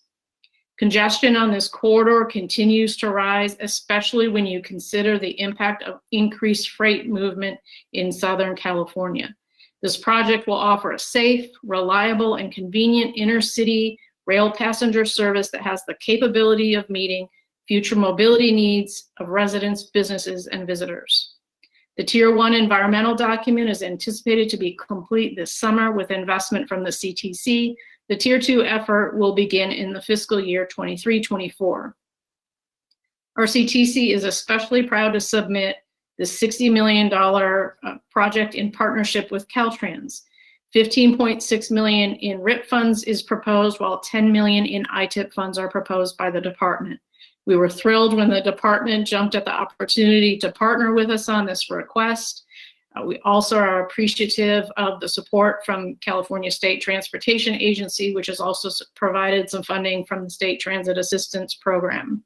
We certainly hope that the CTC will mirror Caltrans and agency's enthusiasm by doing whatever it can to join Caltrans and our CTC in advancing this truly transformative project. We are anxious for Federal Railroad Administration to announce its funding awards for the CRISI program this spring, for which RCTC and Caltrans have jointly submitted a $20 million grant application in November of 2021. As a backup to those CRISI grant funds, we have included in our RIP proposal a substitution of $28+ million of CMAQ funding to ensure that we can demonstrate that the project would be fully funded. The proposed projects that we've presented today and submitted in our RTIP package are consistent with the RTP SCS as developed by SCAG, including the goals and strategies, and they are all approved in local plans. We request your full consideration of the program projects, and I'd be happy to answer any questions. Thank you very much. Thank you very much, Anne, and thank you for your hard work and dedication and collaboration. I see we have Teresa. Do you have a question, Teresa? I do. Hi, Anne. You know, the Coachella rail project sounds pretty amazing and pretty expensive too. At least the environmental, but we were not really clear on the environmental. Talks about Tier 1 and Tier 2. And what exactly is the RIP funds and ITIP funds, is it for the tier 2, the project level environmental? Because the program level tier 1, is that done already? So the tier 1 environmental document has completed all of its public hearing processes, and we're in the final stages of approval by the Federal Railroad Administration. So tier 1 will be completed this summer. So no later than this summer, the tier 1 will be completed. The money we are requesting and the money Caltrans is requesting in the ITIP is for the tier 2, which is a project level environmental document that also includes the preliminary design of the stations and the track. Okay, well, that's good to know, because I'll work with your staff just to make sure it is clear in the submittal, because I wasn't really clear. The other thing I do want to note, you're putting your COVID, you're asking for the funding in 23-24. We are oversubscribed. Just so you know, we are oversubscribing in year 2, specifically year 2. So just putting it out there so that I will work with your staff as well as with Caltrans, just so we can come up with a reasonable solution, because yeah, we have no funding in year 2. I certainly understand that, and that's always been something that RCTC has been sensitive to in years past, trying to make sure that we ask for funding in the years where it's available. And that's why we work so hard to make sure that all of the other projects are in the out years, but we are happy to continue to work with you. I have to say that the excitement that we are seeing and hearing from communities related to the thought of being able to advance rail service, much needed rail service to the Coachella Valley, and to provide a truly transformative mobility option is so, the excitement is so overwhelming. We've got a lot of people really looking for us to make as much progress on this project as we possibly can, because as we all know, big projects like this can take a long time.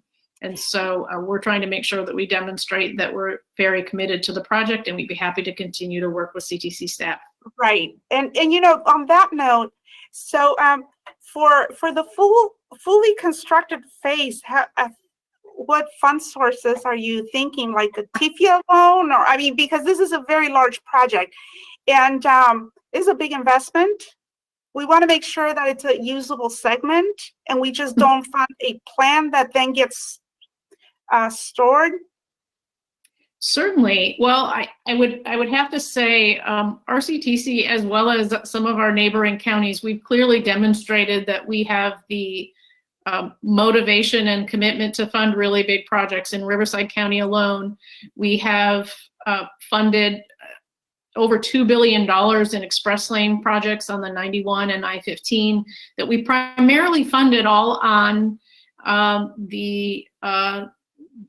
after being lifted up by our voters for our sales tax measure, but also users. So these big projects take a lot of funding sources. And I would have to say, in terms of a rail project, no one is likely to get a TIFIA loan for a rail project of this magnitude, because there's not a lot of easy ways to pay back the federal government. So when they start handing out money, that would be one opportunity for grants. But you know, all joking aside, the state has made it very clear that we're headed in a new direction and that we need to find other mobility choices. And that means significant investments in these kinds of transformative projects. And I think it may have even been Commissioner Inman at the ITIP hearing. We've got to find ways to invest in projects of this kind. And frankly, most of us at the local level can't be expected to use local sales tax money to fund projects that have regional and statewide significance. This rail line that we're talking about here is the first leg, and likely could continue to Phoenix someday. So I think this is a prime opportunity for discussion with how is the state of California going to help invest in really critical rail investments, because projects like this just can't be funded just by local sales tax measures alone. That is true. That is true. So should I clone my fellow former Commissioner Bobby Alvarado and say, you know, how about we put some more dollars in this? So yeah, I think, and thank you, Ann, for your commitment. And I think that corridor is just an excellent example of, if we're going to have transformative projects, we're going to have additional resources. I mean, it's simply, we can't do it without funding. It just takes money. Our good thoughts and wishes are great, but at the end of the day, and when we've shown that we can deliver big projects, so we're not afraid. Just let's figure it out and get it out going, right? Right. And I think another aspect of this too, which we have all learned time and time again, is that if we aren't positioned to compete for construction dollars in state programs or in federal programs, especially now with IIJA that's coming online, if we don't get these early phases of projects complete and ready to go so that we can say, hey, we've got an approved environmental document, we're ready to go to the next phase, we're never going to get there. No. So it's a little bit of the chicken and the egg. We clearly don't want to invest a lot of money in reports that sit on the shelf, and that's certainly not our intent here. Our intent here is to maintain significant momentum in getting this project to the point where it can compete for state and federal funding and investment. Thank you. Commissioner Martinez, would you like to comment? Thank you, Commissioner Inman, and ditto to Bobby Alvarado and your consensus as well about funding large projects, but specifically the Coachella Valley. I definitely, when we talk about social equity and wanting to fund projects where you have low-income communities, farm communities, and I know that community very well because I know Mayor Hernandez. I served with him on Naleo with Supervisor Manuel Perez, and we talk, and the importance of ensuring that we're able to deliver projects like this to communities of color, but disadvantaged communities as well.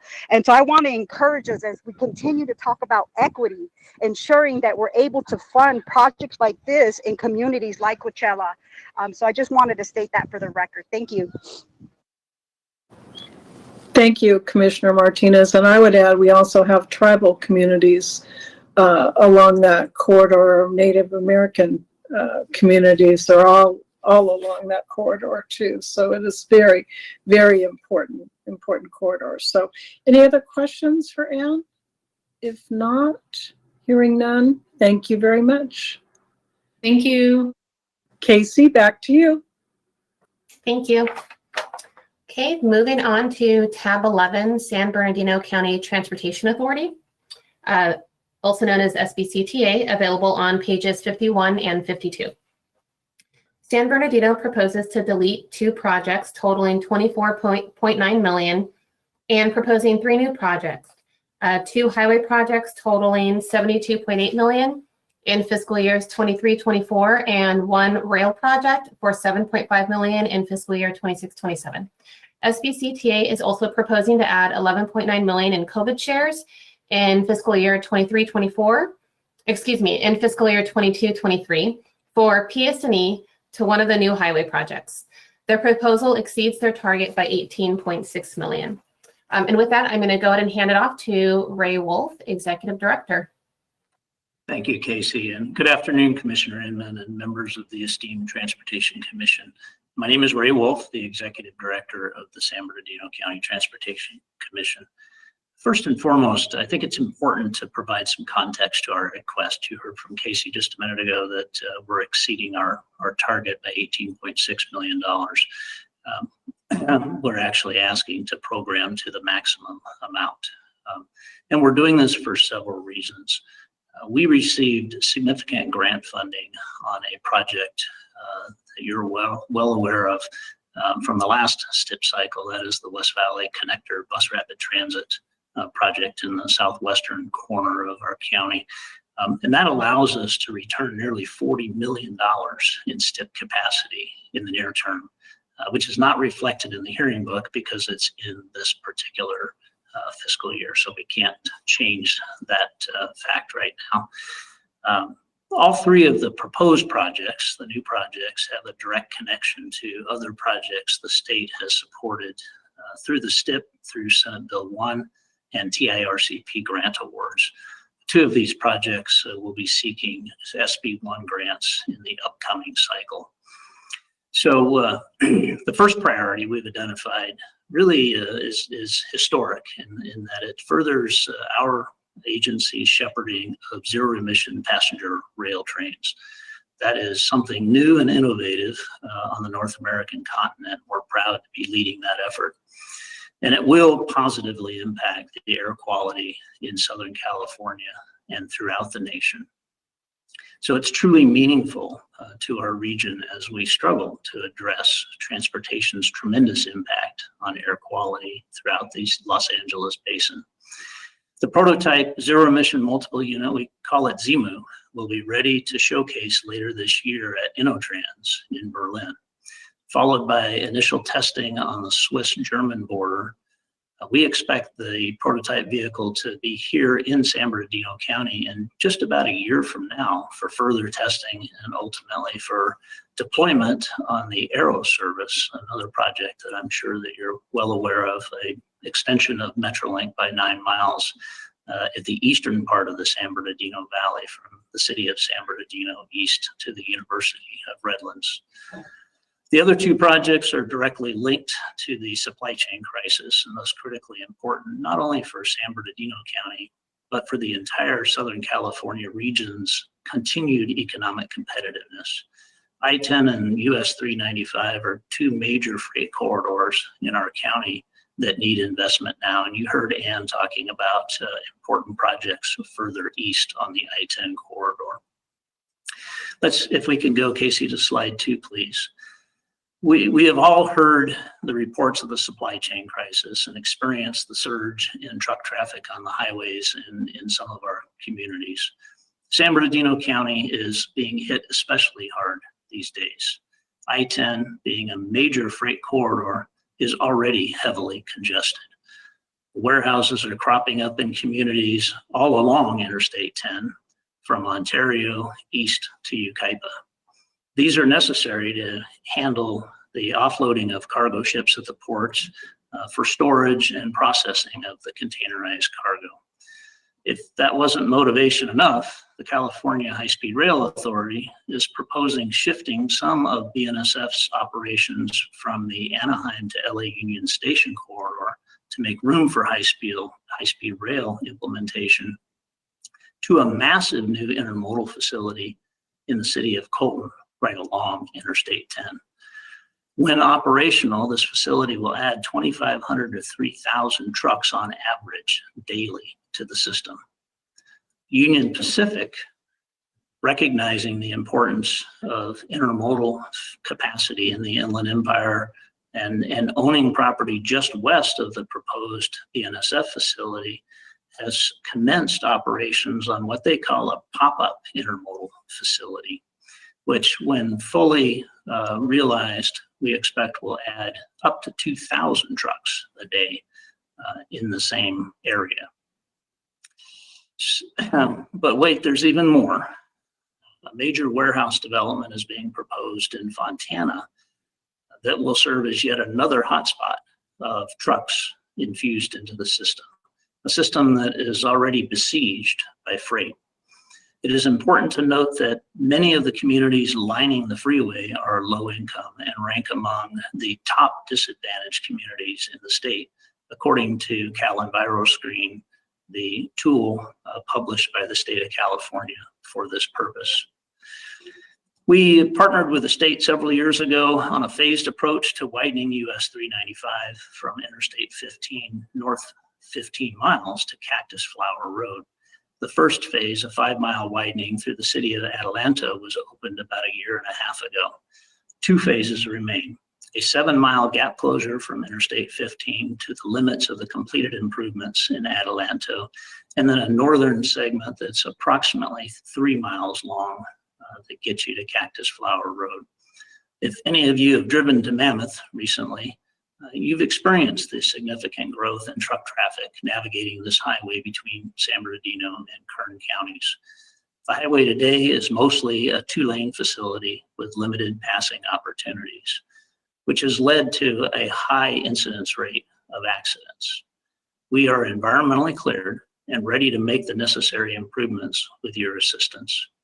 Caltrans is working on a safety project, and we are matching our schedule to theirs so that the safety improvements are not delayed and construction disruption to the motoring public is minimized. Improving 395 at Interstate 15 will be important as well in the context of the Brightline conversation. If you recall, Brightline West is advancing a high-speed rail connection from Los Angeles, the Los Angeles Basin, actually the city of Rancho Cucamonga in San Bernardino County, to Las Vegas. And they're talking about putting a commuter station at the top of the Cajon Pass with the intent to try to capture commuters that would otherwise drive through the Cajon Pass on a daily basis. The Cajon Pass being a major choke point for freight movement to markets outside of California. We would like to leverage that private investment that Brightline is bringing to the table by having a commuter station at the top of the pass so that we can provide an opportunity for commuters to make a choice to not drive through the pass, thus freeing up capacity for freight movement through that corridor. And improvements on 395 in this area will vastly improve the connectivity for people making that choice. We can't afford to ignore the needs of these communities. We can't afford not to invest in critical infrastructure that serves the broader supply chain. We must continue to strategically add managed capacity to the highway network to unshackle the supply chain and remain economically competitive. Ignoring these issues under the guise of some higher virtue is a mistake and only serves to further burden the less fortunate in society who can't afford a home in areas less impacted by truck congestion. Our projects provide meaningful relief to communities adversely impacted, as well as to the broader region by helping manage the inevitable growth of freight that we are all experiencing, and the Commission has talked repeatedly about in recent times. We continue to build a multimodal transportation system that is user-focused, cost-effective, and that stretches the boundaries of possibilities as we collectively strive for a better tomorrow. I respectfully request your partnership to help us address these important needs in San Bernardino County. That's all I have. I'll entertain any questions. Thank you. Thank you, Dr. Wolf. And do we have any questions? Teresa, are you sitting over it? Oh, Commissioner Liu. Yes. Well, yeah, I don't envy your having to deal with all of these problems. And I know that the proposed Colton Intermodal Rail Yard was a bit of a surprise to some folks. And when I look at this through an equity lens, I see what is a very concerning project.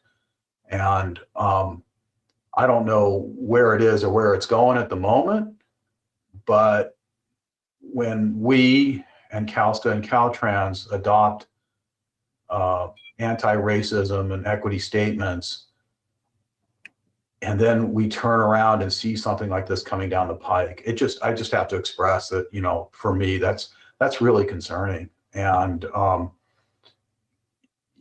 you couldn't put it in a worse place when it comes to already impacted communities dealing with impacts from the logistics industry. So I don't know what the solution to that is, but I wanted to make sure that I expressed that I commiserate with you and all you're dealing with all these impacts in San Bernardino County. There's no easy solution to any of these problems. And I understand how you have to try to figure out how to accommodate shifting and moving landscape that's evolving really quickly. At the same time, I know that I think it was Fontana, right, that adopted a warehouse ordinance recently. Several cities have adopted at least moratoriums. So, Yeah, it wasn't a moratorium; it was just conditions, I think. Yeah. You know, maybe it's a little late to be trying to mitigate all of these new warehouses. At the same time, as Fran will tell us, right? I mean, the warehouses are 99% full, which means we got some big problems.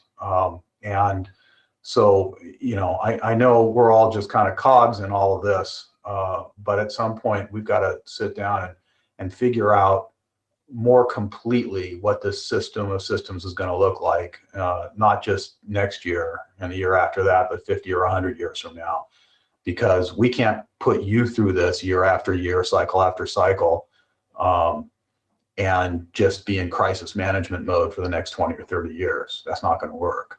So I'm offering my service to try to help figure out that problem. Commissioner Liu, I truly appreciate the in-depth understanding that you've conveyed. It's a huge issue, but it's not unsolvable. We can get there together. I like your optimism. Oh, and I have a more pressing issue. Yeah, I have a more pressing issue and Ray, thank you for your presentation. I will be working with your staff just to come up with options for your proposed projects.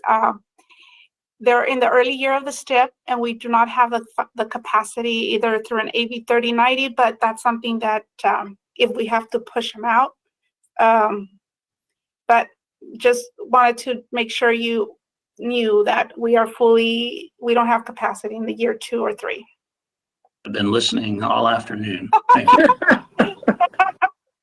She's consistent with her message. Commissioner Davis.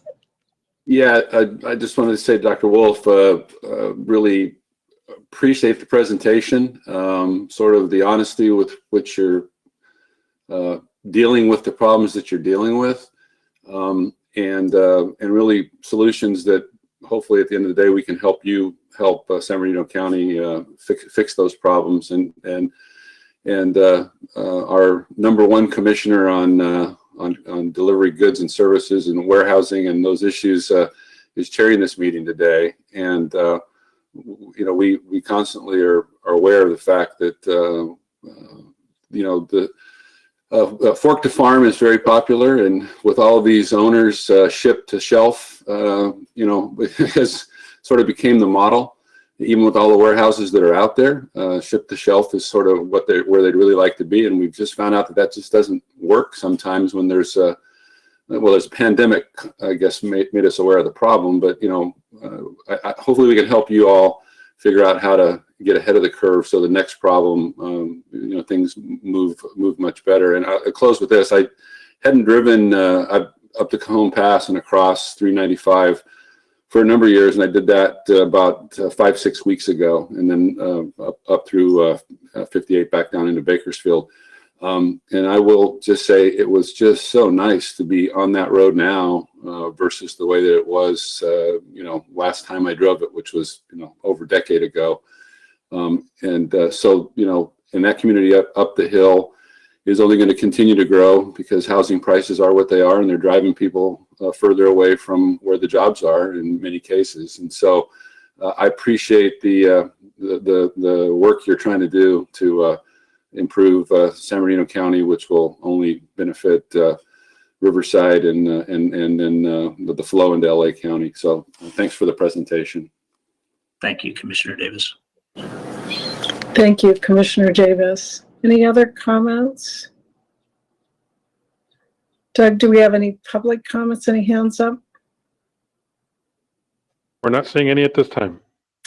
Thank you. So Ray, just thank you and really appreciate.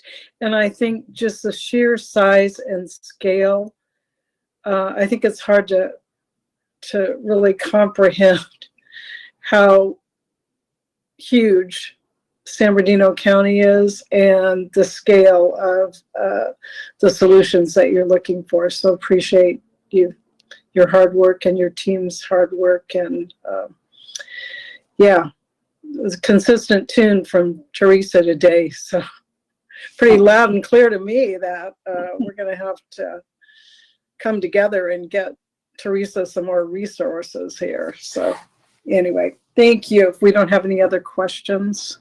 Thank you. Have a great afternoon. Thanks. Okay, Casey, I think that brings us to public comments, right? Correct.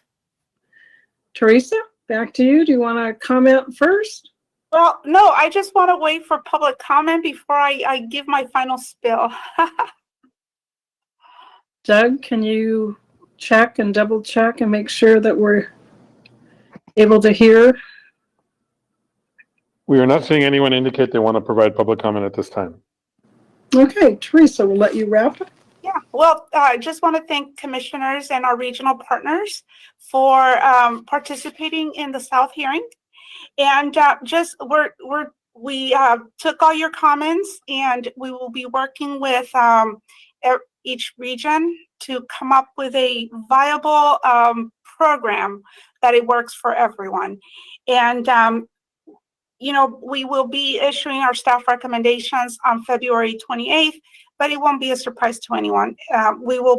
Everybody will know where we are going to be recommending their program at. So thank you, and thank you very much, Commissioner Inman, for chairing the South hearing.